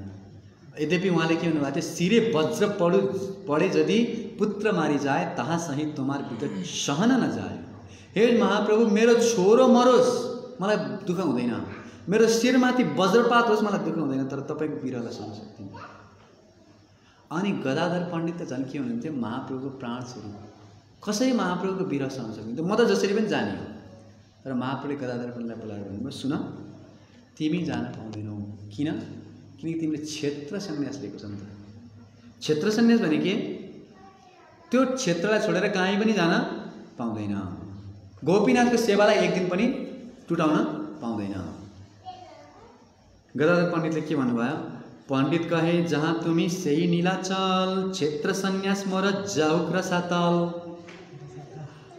तपाईँ जहाँ हुनुहुन्छ त्यही नै के हो, नीलाचल हो। मेरो क्षेत्र सन्यास रसतल जाओस्, मलाई मतलब छैन। प्रभु लागि धर्म कर्म छाडे भक्तगण, तर प्रभुले यो सहन सक्नुहुन्थेन। भक्तहरूले त महाप्रभुको लागि भनेर हर थोक त्याग्न सक्नुहुन्छ। जस्तो गोपीहरूले पतिसुतान भया भ्रातृबान्धवान अति विलङ्घ्यते अन्ति अच्युतागता। हे कृष्ण, हजुरको लागि भनेर हामीले आफ्नो पतिलाई त्यागेर आयौँ, आफ्नो छोराछोरीलाई त्यागेर आयौँ, आफ्नो बन्धु बान्धव माता पिता सबलाई छोडेर आयौँ। अरू त के कुरा, हाम्रो कपडा पनि लगाएको छ कि छैन हामीलाई थाहा छैन। एउटा आँखामा काजल लागेको छ, अर्कोमा लागेको छैन। आफ्नो श्रृङ्गारलाई, आफ्नो धर्मलाई सब थोक छोडेर आयौँ, अनि हजुर चाहिँ हामीलाई छोडेर जाने? सब थोक त्याग्न सक्नुहुन्थ्यो कृष्णको लागि भने, धर्म पनि त्याग्न सक्नुहुन्थ्यो। त्यस्तै गदाधर पण्डित पनि राधारानी त हो, हरथोक मेरो क्षेत्र सन्यास जाओस्, रसतलमा जाओस्, तर यो वचन तोड्यो भने त नर्क जानुपर्छ नि। म यदि हजुरसँग जान पाउँछु भने म 100 करोड वर्ष पनि नर्कमा बिताउन तयार छु। गोपीहरूले त्यही भने त कृष्णको चरण धुली दिनु हुँदाखेरि कृष्णको शिरमा तपाईँहरूको चरण धुली दिन पर्यो नि, कसले दिनुहुन्छ? कृष्णलाई ज्वरो आएको छ, चरणको धुली अलिकति दियो भने राधा गोविन्दलाई ठिक हुन्छ अरे। कसले दिने ल भन्नु त? भोलि लगाएर चढाइदिन्छु, टाउकोमा हालिदिन्छु। दिने हो चरण धुली कसैले दिन सक्छ? अरे नर्क जानुपर्छ, बाफ्रे बाफ्रे। तर गोपीहरूले के भन्नुभयो? अरे 1 सेकेन्डको लागि कृष्णलाई ज्वरोबाट राहत मिल्छ भने लु 5 किलो धुलो लिएर जाऊ, कृष्णको चरणमा शिरमा के अभिषेकै गराइदियो। हामी करोडौँ वर्ष नर्कमा जान तयार छौँ कृष्णलाई एकछिनको राहत मिल्छ भने। यो गोपी भाव। गदाधर पण्डितको पनि त्यस्तै स्वभाव थियो। अरे नर्क जानु पऱ्यो के होस् त, महाप्रभुको सँग प्राप्त हुन्छ, सन्यास गरेको जाऊ र साथ। तर महाप्रभुले भन्नुभयो मलाई दोष लाग्छ नि त, तिम्रो वचन तोड्नको लागि त म जिम्मेवार हुन्छु। र गदाधर पण्डितले भन्दा केही छैन, म तपाईँसँग जान्न, तपाईँ आफ्नो बाटो जानु, म पनि वृन्दावन जाने, छुट्टै जान्छु, तपाईँसँग जान्न। तर महाप्रभुले भन्नुभयो तिमी गएर मलाई दुःख भइरहेछ, तिमीलाई त आनन्द हुन्छ मलाई थाहा छ, तर मलाई दुःख हुन्छ किनकि तिम्रो वचन भङ्ग भयो नि त। त्यस कारणले मलाई सुख दिन चाहन्छौ कि दुःख दिन चाहन्छौ? अब यो भनेपछि त केही उत्तर थिएन गदाधर पण्डितसँग। त्यस कारणले उहाँले भन्नुभयो र महाप्रभुले तुरुन्तै यति भनेर नौकामा चढेर जानुभयो। गदाधर पण्डित बिहोस भएर त्यहीँ लड्नुभयो र सार्वभौम भट्टाचार्यले उहाँलाई उठाउनु भयो र भन्नुभयो, सम्झाउनु भयो तपाईँ यस्तो चिन्ता नगर्नुहोस्, महाप्रभु फिर्ता। महाप्रभुले पनि तपाईँलाई जति महाप्रभुको विरह छ नि त्योभन्दा धेरै महाप्रभुले तपाईँको विरह छ। तर पनि कृष्णले आफ्नो वचनलाई तोड्न सक्नुहुन्छ, आफ्नो भक्तको वचनलाई तोड्न दिनुहुन्न। भीष्मदेवको स्मरण गराउँदै श्लोक सम्झाउनु भयो। स्वयं निगमपहाय मत प्रतिज्ञां ऋतमधिकं करतुम बप्लुतो रथस्ता धृतरथ चरणो अभ्ययात् चलद गुर हरिरिव हन्तुमि भाम गतोत्तरीया। कसरी आफ्नो भक्तको वचनलाई सत्य पार्नको लागि, भीष्मदेवलाई मार्नको लागि भनेर आफ्नो हतियार नउठाउने वचनलाई तोडेर रथको पाङ्ग्रा लिएर भीष्मदेवलाई मार्नको लागि आउनुभएको थियो नि कृष्ण। भीष्मदेव स्मरण गर्दै भन्नुहुन्छ त्यस समयमा लागिरहेको तपाईँ एउटा सिंहलाई, एउटा हात्तीलाई मार्नलाई उद्यत भएको सिंह जस्तो देखिनु भएको थियो। मतलब तपाईँ सिंह जस्तो हुनुहुन्थ्यो नि, म पनि हात्तीभन्दा कम्ती थिइनँ है भनेर भीष्मदेवले भनेको थियो। त यो वचनको स्मरण गराउनु भयो र गदाधर पण्डितलाई सान्त्वना दिनुभयो। र गदाधर पण्डित फेरि टोटा गोपीनाथको सेवा गर्दै रुँदै रुँदै रुँदै त्यहाँ बसिराख्नु भयो। कहिले महाप्रभु फर्किनुहुन्छ भनेर महाप्रभु अगाडि जानुभयो, अनेक अनेक ठाउँमा भ्रमण गर्नुभयो। तर गदाधर पण्डितलाई लिएर नगएको कारणले गर्दाखेरि, गदाधर पण्डितको चित्त दुखाएको कारणले गर्दा महाप्रभु कहिले वृन्दावन पुग्नै पाउनु भएन, बाटैबाट फर्किनु पर्ने परिस्थिति आयो। किन? जब उहाँ चाहिँ भ्रमण गर्दै लाख लाख करोड करोड मान्छे उहाँको पछि पछि लाग्न थाले। अनि त्यसपछि त रामकेलीमा जानुभयो, रूप सनातनलाई दर्शन दिनुभयो, उता के अरे नवद्वीपमा गएर सार्वभौम भट्टाचार्यको भाइ विद्या वाचस्पतिको घरमा जानुभयो र भन्नुभयो ए तिम्रो घरमा बसेछु कसैलाई नभन्नु है। अनि विद्या वाचस्पतिले भन्नुभयो यो सूर्यलाई कसरी यसरी हातले छेकेर छोप्न सक्छ? सूर्यलाई मैले छेक दिएँ यसरी हात देखा, छेक्न सक्दैन, त्यसरी हजुरलाई कसरी लुकाउन सक्दैन। अन्तिममा त सबैजनालाई थाहा पाए र महाप्रभुको दर्शन गराऊ भने र विद्या वाचस्पति बाध्य भएर चाहिँ त्यहाँ महाप्रभुको दर्शन गराउनु पर्यो। र लाख लाख व्यक्तिहरू कोही रुखको टुप्पोमा बसेका छन्, एउटा एउटा रुखमा 100 जना चढ्यो भनेर वर्णन छ। अनि महाप्रभु त्यहाँबाट अब त्यो कीर्तन यस्तो उद्भत भयो, यति चाहिँ त्यो आक्रोशमा आयो कि अब त्यो घरै उकालेर खान लाग्ने व्यवस्था हुन लाग्यो। अनि महाप्रभुको अचानक त्यो विद्या वाचस्पतिको घरभित्र गएर ढोका झ्याममा लगाएर भित्रबाट तिरोधान छैन, हुनुहुन्न, कहाँ हुनुहुन्छ कहाँ हुनुहुन्छ छैन। अब सबजना विद्या वाचस्पतिलाई ढोका खोल महाप्रभुको दर्शन दे। महाप्रभु हुनुहुन्न, हामीलाई थाहा छ तैँले लुकाएर राखेको छस्, दर्शन गर्नु पऱ्यो। तिमी त मेरो साथी हो नि, म तिमीलाई मिठाई दिन्छु नि, अलिकति दर्शन दिनु न महाप्रभु। हुनु न, मैले कहाँबाट दिने? पछि त रिसाएर मान्छेले गाली गर्न थाले, तिमी चाहिँ ब्राह्मण हो भने तर ब्राह्मणको शब्द सबैलाई बाँडिन्छ, तिमी चाहिँ महाप्रभु जस्तो मधुर मिठाईलाई चाहिँ आफू मात्रै खान खोज्ने, अरूलाई दिनु नखोज्ने, आफ्नो घरमा लुकाएर राख्ने भनेर गाली गर्न थाले। के गर्न थाले मान्छेहरूले, अब घरै फुटालिदिन्छन् गर्न थाले। अनि त्यसपछि कसैले आएर कानमा भन्दै विद्या वाचस्पतिले महाप्रभु कानेर रसाला जानुभएको छ। अनि कानेर रसाला जानुभएको छ भनेपछि ए महाप्रभु कानेर रसाला जम भन्नुभयो र सब भक्त लिएर कानेर रसाला जानु पर्यो। तर बिचमा गङ्गा नदी छ, अनि गङ्गा नदीलाई पार गर्नु पर्यो। विद्या वाचस्पतिले बोटको व्यवस्था गर्दै हुनुहुन्थ्यो, त्यहाँ लगभग 10 20 15वटा 20वटा कतिवटा बोट थियो होला। अरू अरू बोटलाई मगाउनु भयो। एउटा बोटमा हजार हजारजना चढ्न थाल्यो। अनि जो व्यक्तिहरू कोही व्यक्ति त्यो बोट नपाएर कोलाको खम्बा हुन्छ नि, केराको खम्बा काटेर त्यही खम्बामाथि तैरिँदै पारि जाँदैछ। कोही व्यक्ति त्यो माटोको हाँडीलाई समातेर उल्टो बनाएर त्यसैमा यसरी झुन्डेर पार गर्दैछन्। जो व्यक्तिलाई स्विमिङको पनि थाहा नै तिनीहरू स्विमिङ गर्न थालेको भन्नु सर। किन महाप्रभुलाई भेट्ने छ तीव्रता र सबजना गङ्गा पार गरेर जाँदैछन्। अनि त्यसपछि अचानक त्यो गङ्गाको बिचमा 100 जना चढ्ने नौकामा 1000 जना चढेछन्। नौका अचानक के भयो अरे त भन्दा गङ्गाको बिचमा गएर डुब्न थाल्यो। अचानक पुरा नौका भित्र जमिन डुब्न थाल्यो। तर श्रीकृष्ण चैतन्य महाप्रभुको कृपाले गर्दाखेरि जहाँनिर नौका डुब्यो नि त्यहाँ चाहिँ केवल घुँडा मात्रै पानी थियो अरे भन्नु सर। कृष्ण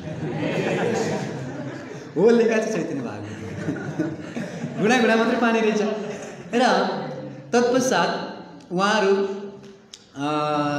कानाई नटशालामा जानुभयो। महाप्रभुले फेरि दर्शन दिनुभयो र रामकेलीमा गएपछि सनातन गोस्वामीसँग भेट भएपछि सनातन गोस्वामीले यत्रो लाख लिएर जान लिएर त वृन्दावन जानु हुँदैन, मान्छेहरूले गलत अर्थ लगाउँछन्, त्यस कारणले केवल 1 जना या 2 जना मात्रै लिएर जानुहोस् भन्नुभयो।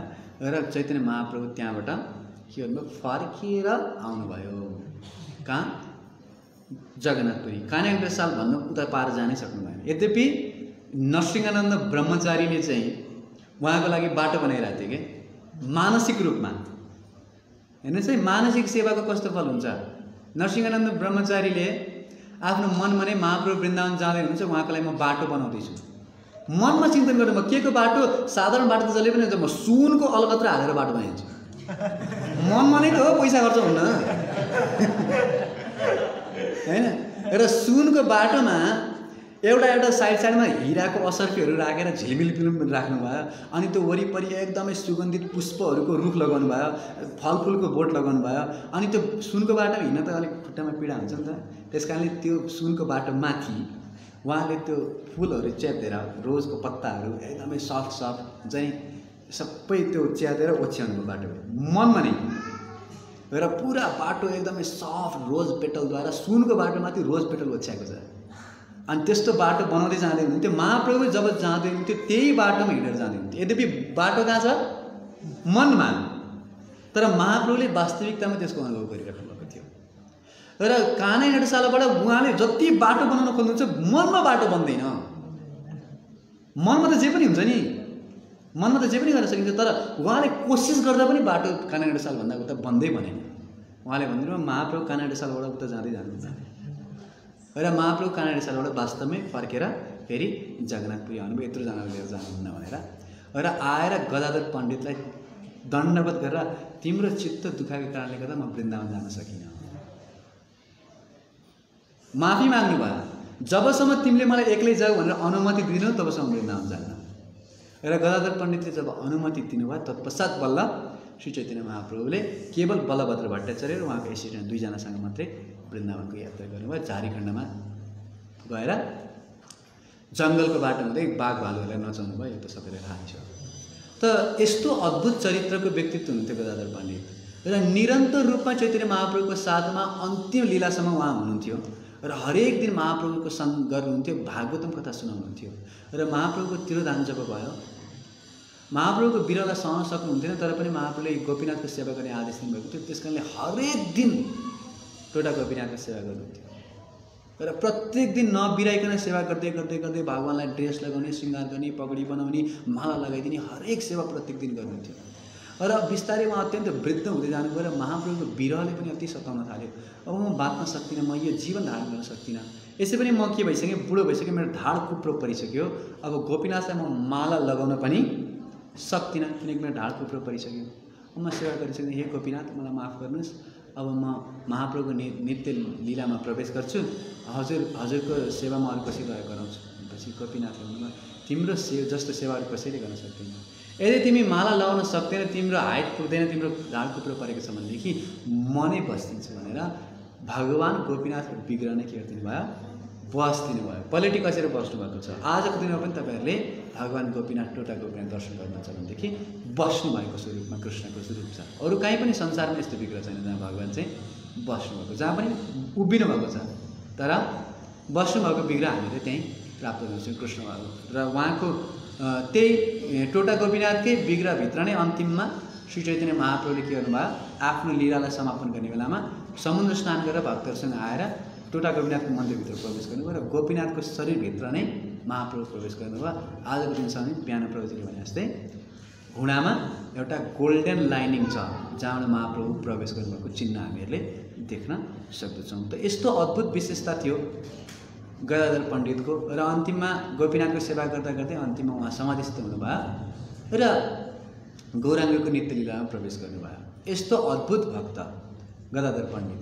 र अब भक्तिविनोद ठाकुरको बारेमा पनि चर्चा गर्नुपर्ने थियो, तर केवल हामीहरूसँग 5 मिनट मात्रै समय छ। खासमा चाहिँ आज मलाई चाहिँ गदाधर पण्डितको बारेमा तपाईँले के भनिदिनुहोस्, भक्तिविनोद ठाकुरको बारेमा अरू कोही भक्तले भन्नुहुन्छ भन्नुभएको थियो, तर केही कारणवश उहाँ उपस्थित हुन सक्नु भएन। त्यस कारणले मैले त केही तयारी गरेको छैन, तर कोसिस गर्छु। चैतन्य महाप्रभुले यसरी दक्षिण भारतको यात्रा गर्नुभयो, वृन्दावनको यात्रा गर्नुभयो र अनेक ठाउँमा भ्रमण गरेर र सिद्धान्तवादीहरूलाई पनि परास्त गर्नुभयो। हरिनामको प्रचार प्रसार त गर्नुभयो। हरेक व्यक्तिहरूलाई जो कोई योग्य अयोग्य पात्र अपात्र विचार नहीं स्थान स्थान जेही जहाँ पाए तहाँ करे प्रेमदान, हरेक व्यक्तिलाई कृष्ण प्रेमको प्रचार गर्नुभयो, नचाउनुभयो, गाउनुभयो, तर साथसाथमा कृष्ण भक्तिको सिद्धान्तको पनि स्थापना गर्नुभयो श्री चैतन्य महाप्रभुले। जब उहाँको भेट सार्वभौम भट्टाचार्यसँग भयो त्यतिखेर उहाँले कस्तो शास्त्र चर्चा गर्नुहुन्छ भन्ने कुराको जानकारी हुन्छ। मध्यलीलामा तपाईँहरू पढ्नुहोस्, महाप्रभुले अत्यन्त शास्त्रको अध्ययन सहित के गर्नुभयो, कृष्ण भक्ति चाहिँ कुनै भावुकता होइन, केवल नाच्ने गाउने उफ्रिने यो भावुकता होइन, यो शास्त्रमा आधारित वैज्ञानिक विधि हो र कृष्णको भक्ति गर्नु सर्वोत्तम चिज हो भन्ने कुराको स्थापना गर्नुभयो। त्यसबाहेक जब प्रकाशानन्द सरस्वतीसँग बनारसमा तर्क गर्नुभएको छ हैन, र जहाँ जहाँ कृष्ण भक्तिको तत्त्वको स्थापना गर्ने विषय आउँछ महाप्रभुले सनातन गोस्वामीलाई रूप गोस्वामीलाई रूप शिक्षा सनातन शिक्षामा विस्तारित पूर्वक उहाँले यो व्याख्या गर्नुभएको छ। तर आफैले स्वयं श्री चैतन्य महाप्रभुले केवल मात्र आफ्नो जीवनमा 8वटा श्लोकभन्दा केही पनि लेख्नुभएको छैन। धेरै कृष्ण तत्त्वको विवेचना गर्नुभयो, प्रचार प्रसार गर्नुभयो, तर लेख्नलाई कति लेख्नुभयो महाप्रभुले? 8वटा श्लोक, जसलाई भनिन्छ चैतन्य शिक्षाष्टकम। यसभित्र सम्पूर्णता सार तत्त्व हरेक कृष्ण भक्तिको स्टार्टिङ चेतोदर्पण मार्जना हृदयलाई शुद्धिकरणदेखि लिएर आश्लिष सभा पादरताम पिनष्टम कृष्ण प्रेमको परिणतिसम्म छ। केवल यो चैतन्य शिक्षाष्टकमलाई मात्रै कसैले जीवन अपनाउन सक्छ भने उसको जीवन सफल। महाप्रभुले आफैले त कुनै ग्रन्थको रचना गर्नु भएन 8वटा श्लोक बाहेक, तर उहाँले आफ्ना अनुयायीहरूलाई चाहिँ ग्रन्थ लेख्ने आदेश दिनुभएको छ। त्यसै कारणले गर्दा नाना शास्त्र विचारणै कनिपुनौ सद्धर्म संस्थापको लोकानाम हितकारिणौ भने मान्यो शरण्या करो राधा कृष्ण पदारविंद भजनानन्देन मत्तालिको वन्दे रूप सनातनौ रघुयुगौ श्रीजीव गोपालको। आफ्ना अनुयायीहरूलाई उहाँले नाना शास्त्रको विचार गरेर सद्धर्मको स्थापना गर्ने आदेश दिनुभएको थियो। त्यसकारणले महाप्रभुको शिक्षा अनुसार श्री चैतन्य महाप्रभुको दिव्य उपदेश अनुसार रूप गोस्वामीले अनेक शास्त्रहरूको निर्माण गर्नुभयो, जसमध्ये रूप गोस्वामीले स्वयं 23वटा शास्त्र लेख्नुभएको छ। श्री राधा गोविंद हरि गणिताय जगन्नाथ सुद्रमयी महाराज की, श्रील प्रभुपाद की। रूप गोस्वामीले 23वटा ग्रन्थ लेख्नुभएको छ। त्यसबाहेक सनातन गोस्वामीले 8वटा ग्रन्थ लेख्नुभएको छ कृष्ण भक्तिको विवेचनामा, अनि जीव गोस्वामीले 16वटा ग्रन्थ लेख्नुभएको छ महाप्रभुको शिक्षा अनुसार। 16वटा ग्रन्थभित्र फेरि 4 लाख श्लोक छ नि, फेरि यो होइन कि यसको कुरा, त्यो 16 भित्र 4 लाखवटा श्लोक छ।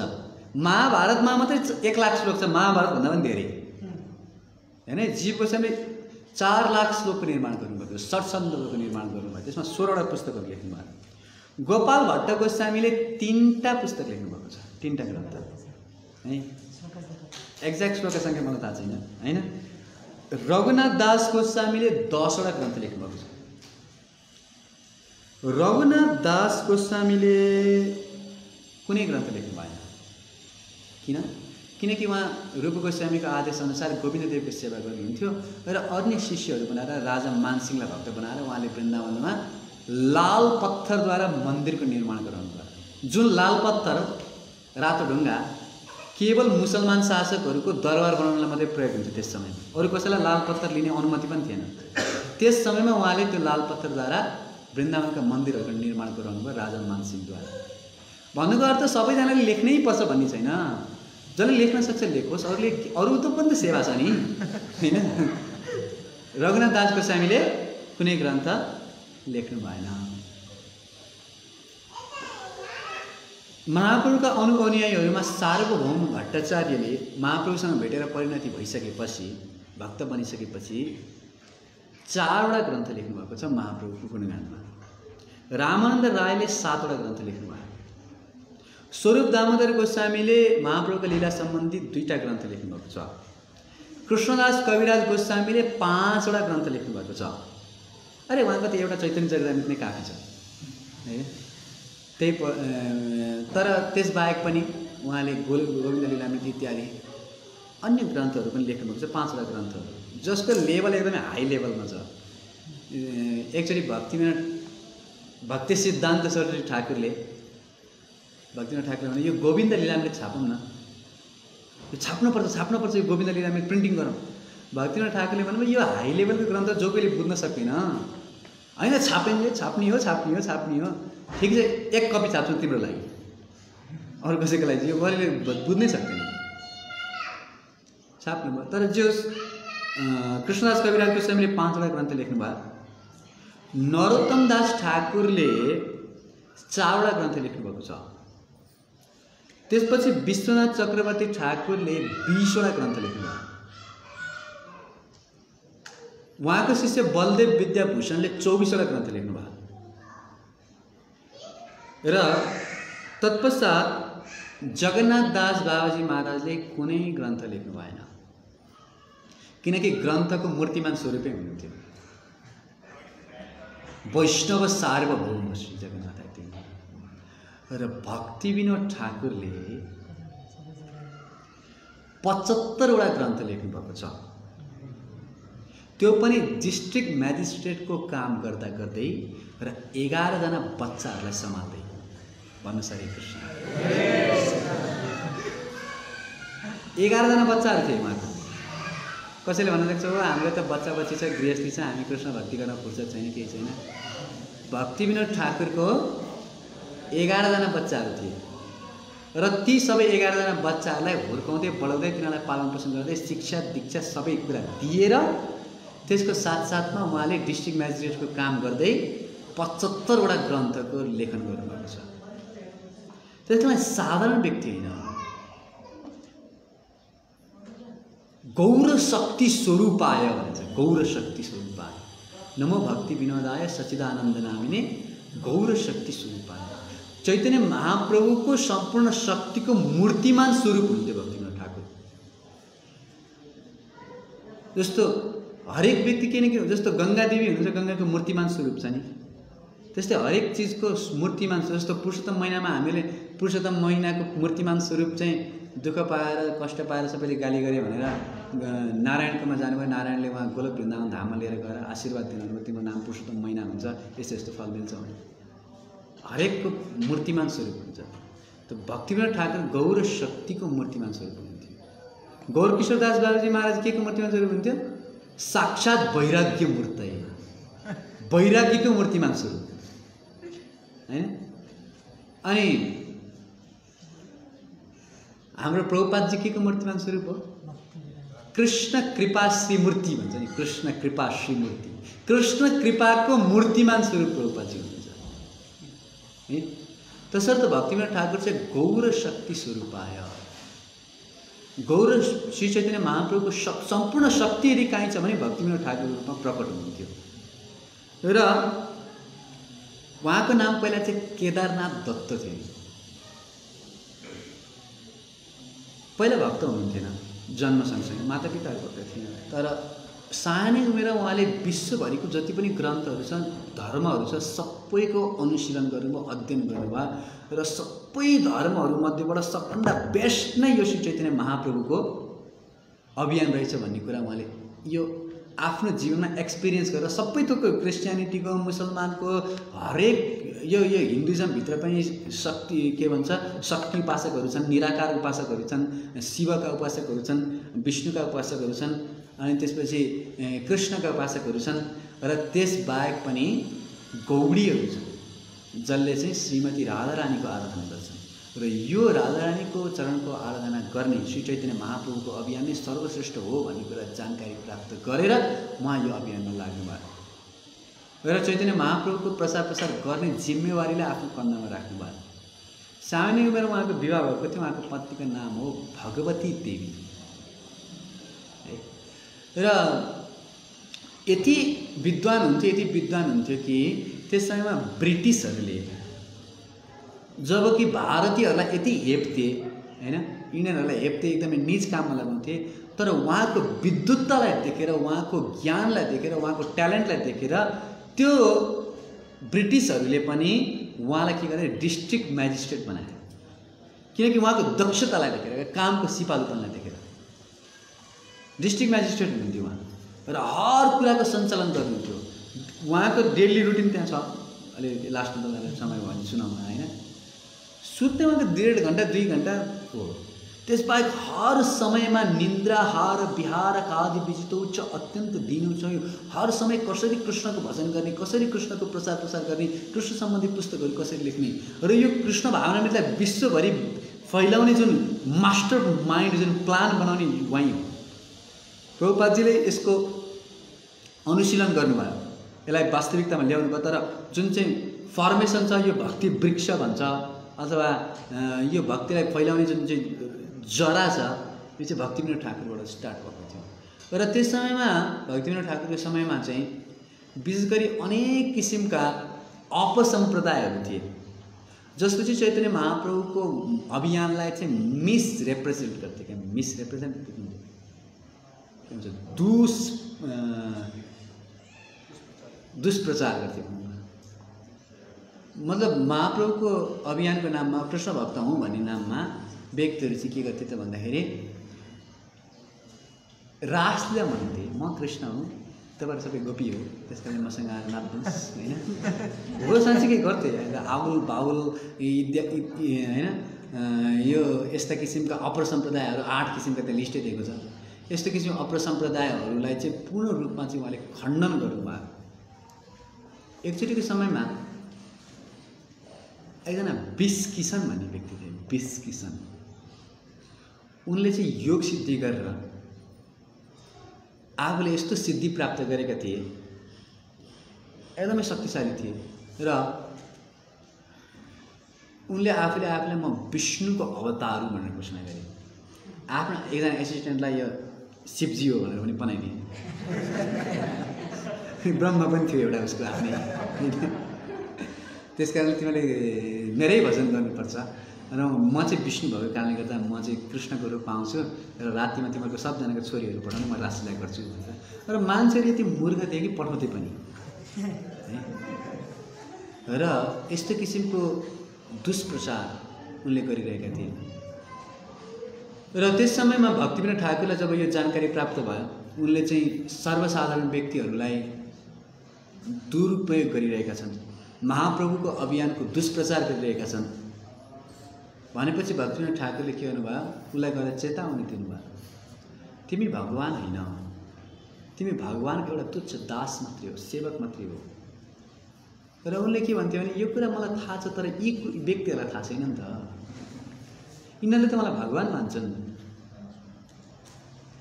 तर स्वयं श्री चैतन्य महाप्रभु भगवान हुँदा हुँदै पनि उहाँलाई जब कसैले चाहिँ भगवान भनेर, कृष्ण भनेर यदि कसैले भन्थ्यो भनेदेखि महाप्रभुले आफ्नो कान थुनेर विष्णु विष्णु विष्णु विष्णु विष्णु विष्णु कृष्ण कृष्ण, कुनै पनि जीवात्मा कुनै पनि परिस्थितिमा भगवान बन्न सक्दैन।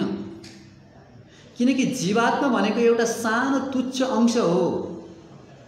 भगवान चाहिँ विभु हुनुहुन्छ, हामी चाहिँ के हौँ, अणु हौँ। भगवान समुद्र समान हुन्छ, हामी एउटा सानो थोपा समान छौँ।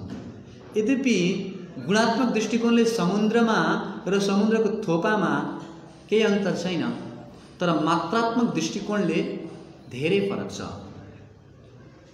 त्यस्तै गरी जीवात्मा पनि सच्चिदानन्दमय छ आत्माको स्वरूपमा, तर मात्रात्मक हिसाबमा भगवानसँग तुलना गर्न सकिँदैन। भगवानसँग कुनै पनि जीवात्मालाई समान रूपमा राख्न सकिँदैन। भगवानको एउटा नाम हो असमौर्धव। असमौर्धव भने के? जसको समान पनि कोही छैन, जसको ऊर्ध्व पनि कोही छैन, माथि पनि कोही छैन, उसलाई भन्छ असमौर्धव। म्हणजे भगवानको बराबरी मात्रै कोही छैन, भगवान माथि हुने त के कुरा। तसर्थ कोही व्यक्तिले पनि आफूलाई कृष्ण भन्न सक्दैन। भक्तिविनोद ठाकुरले भन्नुभयो, यदि तिमीहरू आफूलाई भगवान भन्न चाहन्छौ भने 7 दिन 7 रातसम्म गोवर्धन पर्वत आफ्नो कान्छी औँला उठाएर देखाऊ। सक्छ कसैले? भगवानले त दावाग्नि पान गर्नुभएको थियो 2 चोटि वृन्दावनमा। त्यस्ता म भगवान हो भन्ने व्यक्तिहरूको मुखमा एक एकवटा कोइला मात्रै कोच्दिउँ न, भगवता त पुरा बाहिर निस्किन्छ। आगो खान पिउन सक्ने त धेरै पछिको कुरा, एउटा कोइलाले काम भन्छ।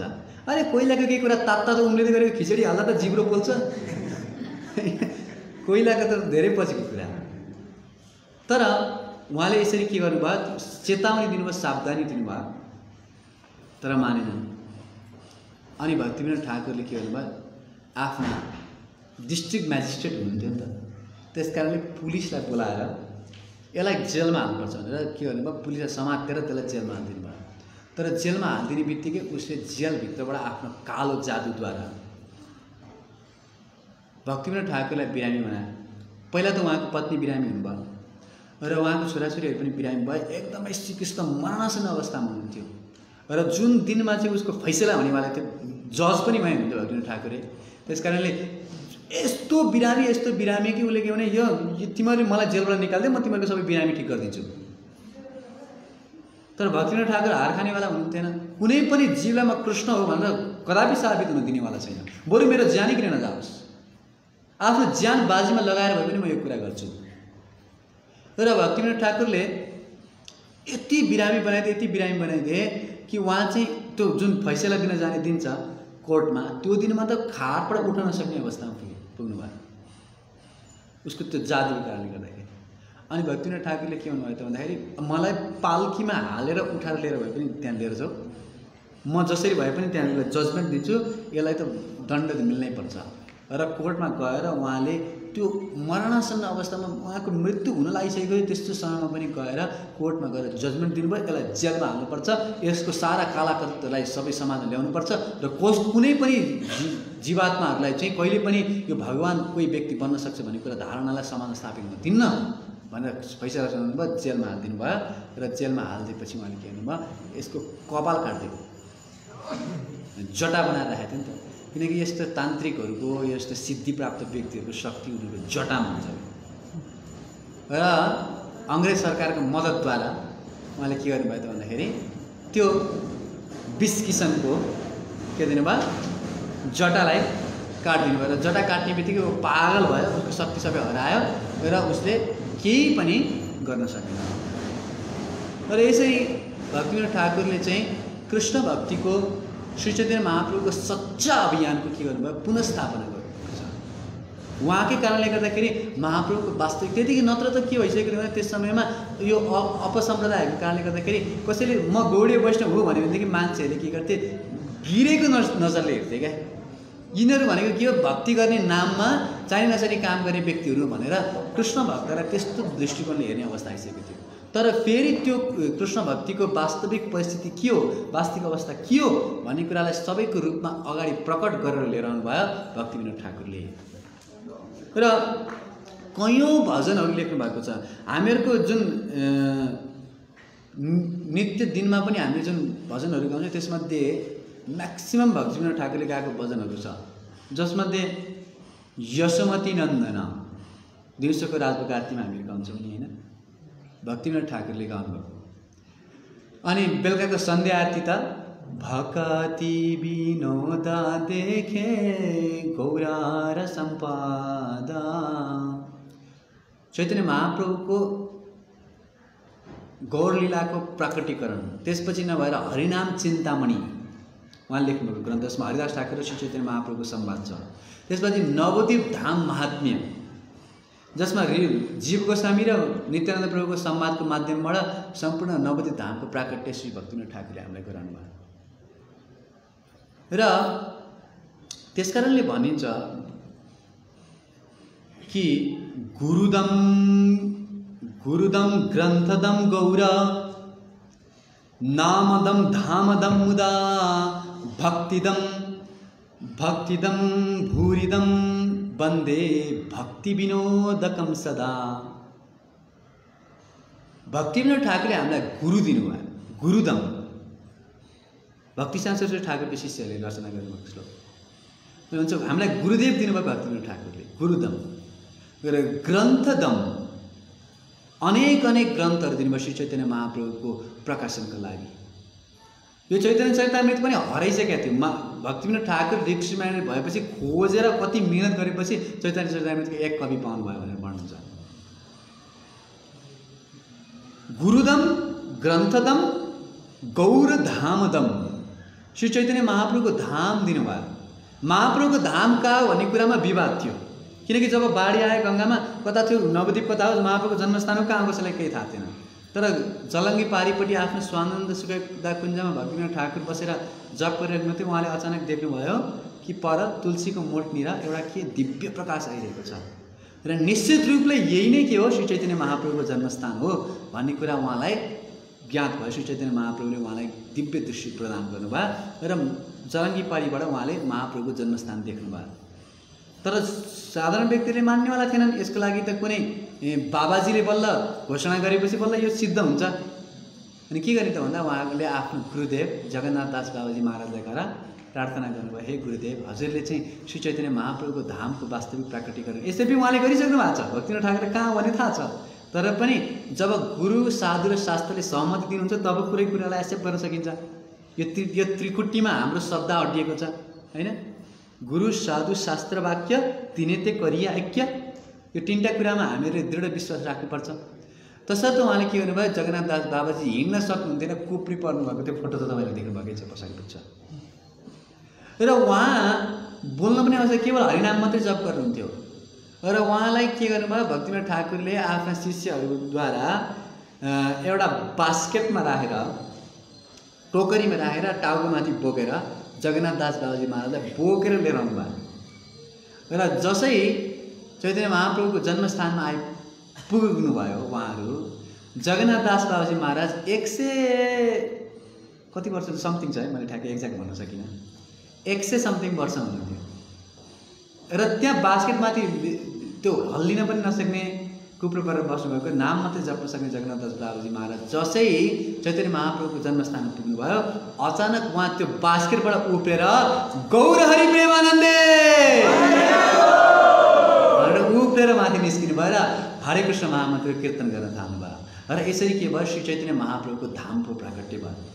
तसर्थ गुरुदम ग्रन्थदम गौर धामदम नामदम मुदा, के दिनुभयो उहाँले, हामीलाई गुरुदेव दिनुभयो, ग्रन्थ दिनुभयो, गौरधाम दिनुभयो, चैतन्य महाप्रभु प्रदान गर्नुभयो र नामदम मुदा, भगवान श्रीकृष्णको नाम, श्री चैतन्य महाप्रभुको नामको प्राकटीकरण गर्नुभयो भक्तिविनोद ठाकुरले।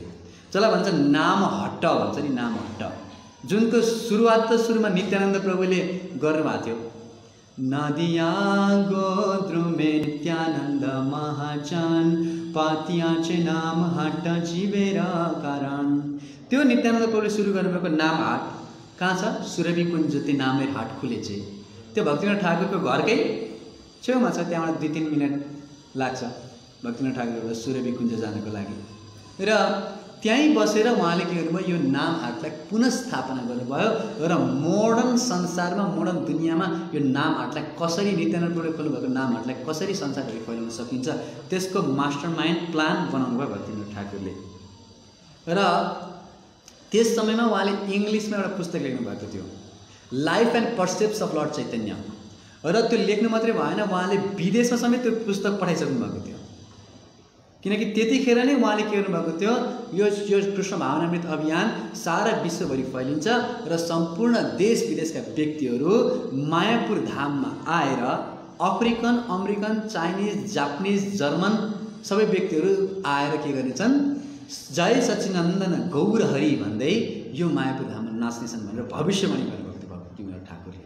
र त्यसलाई पूर्ण गर्नुभयो कृष्ण कृपा श्रीमूर्ति अभय चरणारविन्द भक्तिवेदान्त स्वामी शिल प्रभुपादजीले। शिल प्रभुपाद की तसर्थ भक्तिविनोद ठाकुरको सच्चा अनुयायी हुनुहुन्थ्यो शिल प्रभुपादजी।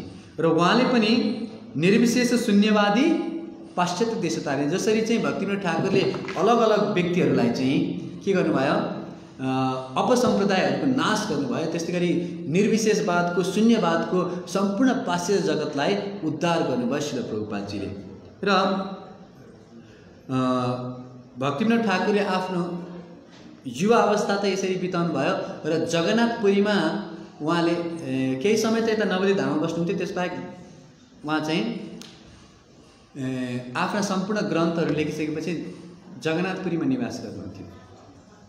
र जगन्नाथपुरीमा बसेर उहाँले भगवान जगन्नाथलाई प्रार्थना गर्नुभयो, हे जगन्नाथ स्वामी, मैले यत्र अनेक शास्त्रहरू लेखेँ, ग्रन्थहरू लेखेँ, बङ्गाली भजनहरू अनेक लेखेको छु, तर यो सबैलाई प्रचार गर्ने मलाई एउटा विष्णुको किरण चाहिएको छ। आई वान्ट अ रे अफ विष्णु, जसले के गर्न सकोस्, यो सन्देशलाई सारा विश्वभरि फैलाउन सकोस्।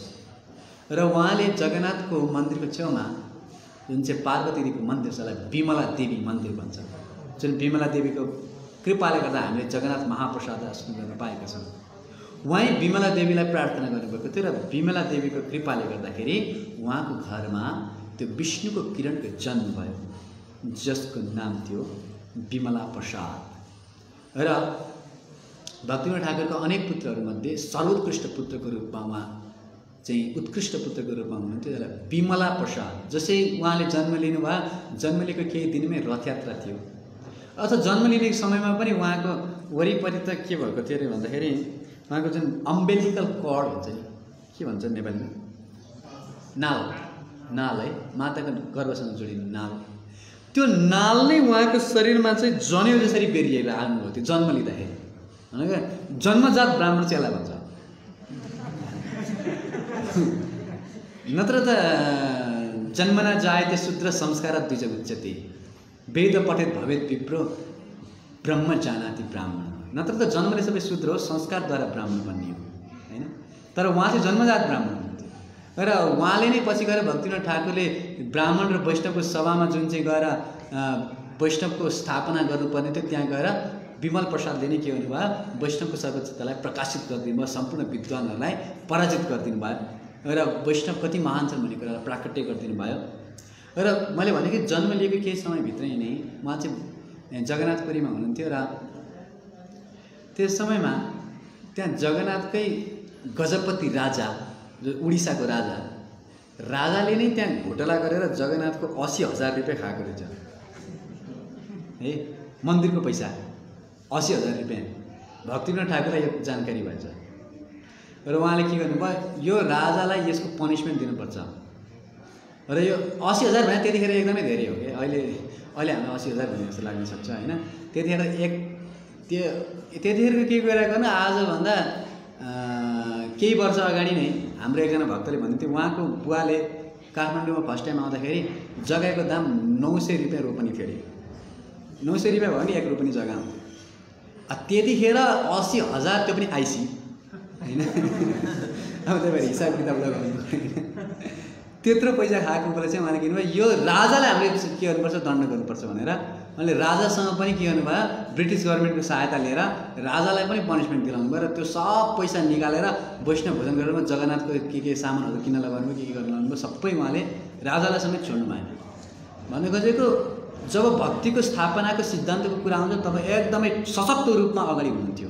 उहाँको पुत्र त झन् लायन गुरु, सिंह गुरु, उहाँको अगाडि आउनु त मायावादीहरू पनि डराउँथ्यो, अगाडि आउनु भयो नि उता बाटो फेरेर जान्थ्यो होइन। तसर्थ यसरी उहाँहरूले हामीहरूलाई गुरुदम ग्रन्थदम गौर धामदम नामदम मुदा भक्तिदम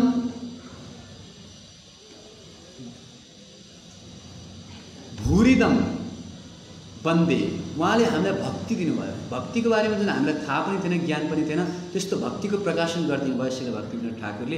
उहाँको कारणले गर्दा आज हामीले कृष्ण भक्तिमा लाग्न सकेका छौँ। यो कृष्ण भक्तिमा कुन बेला कुन भजन गाउने हामीलाई के थाहा थियो र? प्रभुपादजीले त भक्तिविनोद ठाकुर आदि संसार त्यस समयमा हाम्रो मिलाइदिनु भएको हो। तर भक्तिविनोद ठाकुरले सारा प्लान मिलाउनु भएको छ, कसरी मर्निङ प्रोग्राम गर्ने, कसरी त्यसपछि गुरु पूजामा के गर्ने, कतिखेर नाम जप गर्ने, कतिखेर सन्ध्या आरतीमा कुन भजन गाउने, दिउँसोको समयमा कुन भजन गाउने, वैष्णवको आविर्भाव भयो भने कुन भजन गाउने, तिरुभाव भयो भने कुन भजन गाउने, यस्तो समयमा कुन भजन, झुलन यात्राको समयमा राधाकृष्ण प्राणम्बर गाउने, अर्को यो यसको समयमा यो हर वस्तु सबै थोक रेडी गरेर हामीलाई दिनुभएको छ। घोल बनाएर रेडी गरेर अब चपाई पनि सकेको छ हैन, अब निल्न मात्रै भनेर दिनुभएको छ। हामीले मात्र के गर्नुपर्ने छ, त्यसलाई लिएर घुट घुट पिउनु पर्ने मात्रै पर्ने छ। तर त्यही गरेर पनि हामीलाई समस्या छ हैन, अल्छी लाग्छ के हुन्छ। तसर्थ आज वैष्णव आचार्यको अत्यन्त पावन दिवस हो। आजको दिनमा हामीहरूले श्रील भक्तिविनोद ठाकुर एवं गदाधर पण्डितसँग हृदयदेखि प्रार्थना गर्न सक्छौँ कि हजुरको कृपाले अनुकम्पाले हामीहरूले एकमात्र थोपा कृष्ण भक्तिको प्राप्त गर्न सक्यौँ भनेदेखि त्यहाँ भनेको छ नि हैन, एकाकी आमारा नाही पाए बाला हरिनाम संकीर्तने। के बल छ र हाम्रो हरिनाम गर्नको लागि? हामी नाम जप गरेर भगवान् धाममा जान सक्ने सामर्थ्य छ कसैमा? के शक्ति छ हाम्रो? अरे नाम उच्चारण गर्दा गर्दा प्रत्येक नाममा हाम्रो अपराध भइरहेछ, के सामर्थ्य छ? तर यदि गुरुदेवले यदि वैष्णवहरूले कृपा गरेर हामीहरूलाई एक थोपा मात्र पनि श्रद्धाको बिन्दु दिनुभयो भनेदेखि, तुम्हें कृपा गरी श्रद्धा बिन्दु दिया देहो कृष्ण नाम हरे, त्यसपछि हामीले कृष्ण नाम धन प्राप्त गर्न सक्छौँ र निरन्तर रूपमा हरे कृष्ण कृष्ण कृष्ण हरे हरे हरे राम राम राम हरे हरे निरन्तर रूपमा नाम जप गर्न सक्छौँ। अन्तिममा भक्तिविनोद ठाकुरको एउटा कोट आएको छ, त्यो तपाईँहरूलाई पढेर सुनाउन चाहन्छु।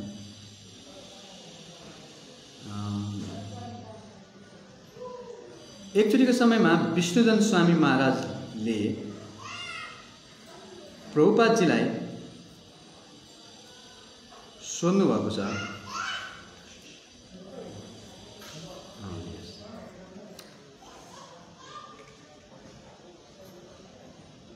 एकचोटि सोध्नुभयो कि भक्तिविनोद ठाकुरले किन उहाँले चाहनुभएको सबैतिर प्रचार आफै पनि त गर्न सक्नुहुन्थ्यो नि। उहाँ त शुद्ध भक्त है भक्तिविनोद ठाकुर, यति शक्तिशाली हुनुहुन्थ्यो, जसलाई पनि पराजित गर्न सक्नुहुन्थ्यो, त्यस्ता तान्त्रिकहरूलाई पनि पराजित गर्नुभयो, सबै पराजित गर्नुभयो, किन सबैतिर कृष्ण भक्तिको प्रचार गर्नु भएन त भनेर सोध्नुभएको छ। र त्यसको प्रत्युत्तरमा प्रभुपादजीले के भन्नुभयो त भन्दाखेरि, हो भक्तिविनोद ठाकुर शुद्ध भक्त हुनुहुन्थ्यो र उहाँले सबैजनाको उद्धार गर्न सक्नुहुन्थ्यो, कृष्ण भक्तिको विश्वभरि प्रचार गर्न सक्नुहुन्थ्यो, पृथ्वी त्याति जत नगर अधिग्राम सर्वत्र प्रचार भइबिमेर आफै गर्न सक्नुहुन्थ्यो। तर उहाँले चाहनुहुन्थ्यो कि हामी जस्ता सेवकहरू, हामी जस्ता मूर्खहरू पनि के गर्न सकौँ, यो उहाँको अभियानमा लाग्न सकौँ र यो कृष्ण भक्तिलाई सारा संसारभरि प्रचार गर्न उहाँलाई सहयोग गर्न सकौँ। महाप्रभुले के विश्वभरि कृष्ण प्रचार भक्ति प्रचार गर्न सक्नुहुन्न र? अवश्य सक्नुहुन्छ। तर किन प्रभुपादजीले किन तपाईँले लगाउनु भयो त? किनकि यो क्रेडिट मलाई दिन चाहनुहुन्थ्यो। कृष्णले त कुरुक्षेत्रको युद्धभूमिमा सबैलाई मुखभित्र हालिसक्नु भएको थियो नि विश्वरूपद्वारा, तर पनि यसको श्रेय यसको यश चाहिँ तिमीले प्राप्त गर, निमित्त मात्र भवसभ्य साची, यो अर्जुन तिमीलाई यसको श्रेय मिलेछ, तिमीलाई यसको के हुनेछ यश मिल्नेछ भन्नको लागि चाहिँ के गर्नुभएको थियो, उहाँलाई यो मौका दिनुभयो अर्जुनलाई। त्यस्तै गरी श्री चैतन्य महाप्रभुले यो कृष्ण भक्ति सारा संसारभरि आफै फैलाउन सक्नुहुन्छ, महाप्रभुले किन सक्नुहुन्न? तर पनि उहाँले हामीलाई यो मौका दिनुहुन्छ। नाचो खाओ भक्तसँगै कर संकीर्तन, कृष्ण नाम उपदेशी तार सर्वजन। भक्तसँग नाच्ने गाउने खाने प्रसाद आनन्दपूर्वक र साथसाथमा कृष्ण नामको उपदेश गरेर सारा जगतलाई पनि हामीले उद्धार गर्नु पर्दछ। ओके, लास्ट अन्तिम जीवनको अन्तिम समयमा भक्तिविनोद ठाकुरले सन्यास ग्रहण गर्नुभयो र जगन्नाथपुरीमा उहाँको भक्ति कुटी भन्ने छ, यो चाहिँ हाम्रो इस्कन मन्दिर त्यहीँ छ अहिले, भक्तिविनोद ठाकुरको घर भएको ठाउँ इस्कन भक्ति कुटी भन्छ। त्यहाँ बसेर उहाँले निरन्तर रूपमा भजन गर्नुहुन्थ्यो र राधाकृष्णको स्मरण गर्दै आफ्नो सारा दिन चाहिँ त्यहाँ बस्नुहुन्थ्यो र बाह्य जगतको लागि चाहिँ उहाँले प्यारालाइसिसको नाटक गर्नुभयो। यद्यपि बाहिर जगतको दृष्टिकोणले चाहिँ उहाँलाई चाहिँ प्यारालाइसिस भएको भनेर देख्थे व्यक्तिहरूले, तर उहाँ चाहिँ आफ्नो कृष्ण भजनमा कसैले डिस्टर्ब नगरोस् भनेर निरन्तर रूपमा त्यही भजन कुटीभित्र बसेर निरन्तर आफ्नो राधा माधवको सेवा गरेर बस्नुहुन्थ्यो। र अन जुन 23, 1914 1914 को जुन 23मा सूर्यले जब दक्षिणायनतर्फ गइरहेको थियो, साउदर्न कोस्टतिर गइरहेको थियो, त्यो दिनमा गदाधर पण्डित जो चाहिँ श्रीमती राधारानीको अवतार हुनुहुन्छ, आफ्नो दिव्य शरीरलाई जगन्नाथपुरी धाममै टोटा गोपीनाथमा समाधिस्थ गर्नुभएको थियो 450 वर्ष अगाडि। जुन दिनमा गदाधर पण्डितले गौराङ्ग महाप्रभुको बिरलासँग सकेर समाधिस्थ हुनुभयो र नित्य गौरलीलामा प्रवेश गर्नुभयो, त्यसै समयमा त्यही दिनमा दिउँसोको ठिक्क 12 बजे भक्तिविनोद ठाकुरले पनि आफ्नो नित्य लीलामा प्रवेश गर्नुभएको थियो र उहाँको शरीरलाई स्वर्गद्वारीमा समाधिस्थ गरेर त्यसको केही अस्थिहरूलाई चाहिँ मायापुरमा ल्याएर योगपीठ अगाडि पनि भक्तिविनोद ठाकुरको समाधि छ र उहाँको घरमा पनि उहाँको एउटा समाधि छ र जगन्नाथपुरीमा उहाँले भगवान जगन्नाथको निरन्तर स्मरण गर्दै चिन्तन गर्दै गदाधर पण्डितले जसरी श्री चैतन्य महाप्रभुलाई प्राप्त गर्नुभयो र उहाँको तिर्वाग भयो, त्यही दिनमा छानेर भक्तिविनोद ठाकुरले पनि यस धामलाई त्यागेर आफ्नो नित्य सेवामा प्रवेश गर्नुभयो। र अन्तिममा भक्तिविनोद ठाकुरले नै हरिदास ठाकुरको यशोगान गर्दै भन्नुभएको छ, he reasons ill who tells that Vaishnavas die when thou art living still in sound, the Vaishnavas die to live and living try to spread the holy name of the Lord around. जसले वैष्णवहरू मर्छन् भनेर भन्छन् मूर्ख हो। वैष्णवहरू कहिले पनि मर्नुहुन्न।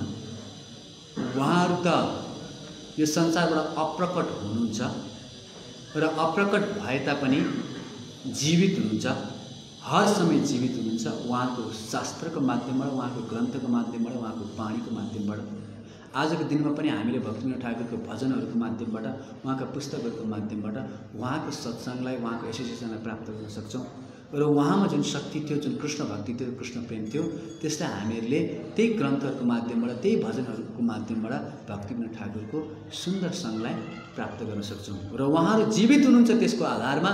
र त्यो जीवित मात्रै हुनुहुन्न, त्यो जीवित भएको हुनुको उद्देश्य के हो? प्राण आछे जार से हेतु प्रचार। तपाईँको जीवनमा एक सास मात्रै पनि प्राण बाँकी छ भनेदेखि पनि के गर्नुहोस्? कृष्ण भक्तिको प्रचार गर्नुहोस् र निरन्तर कृष्ण नाम आफू पनि लिनुहोस् र अरूलाई पनि श्री चैतन्य महाप्रभु जस्तै यो कृष्ण नामको वितरण गर्नुहोस्।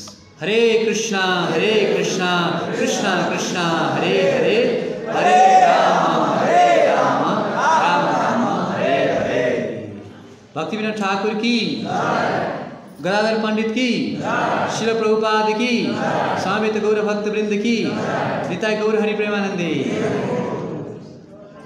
अब दर्शन आरती खुल्छ र हामीहरू भगवानको आरती गाउँछौँ। त्यसपछि भक्तिविनोद ठाकुरलाई भोग अर्पण हुन्छ र अन्तिममा पुष्पाञ्जली गरिसकेपछि सबैजनाको लागि चाहिँ महाप्रसादको व्यवस्था गरिएको छ। अब सबैजना महाप्रसाद ग्रहण गरेर मात्रै पाल्नु होला। श्री भक्तिविनोद ठाकुर की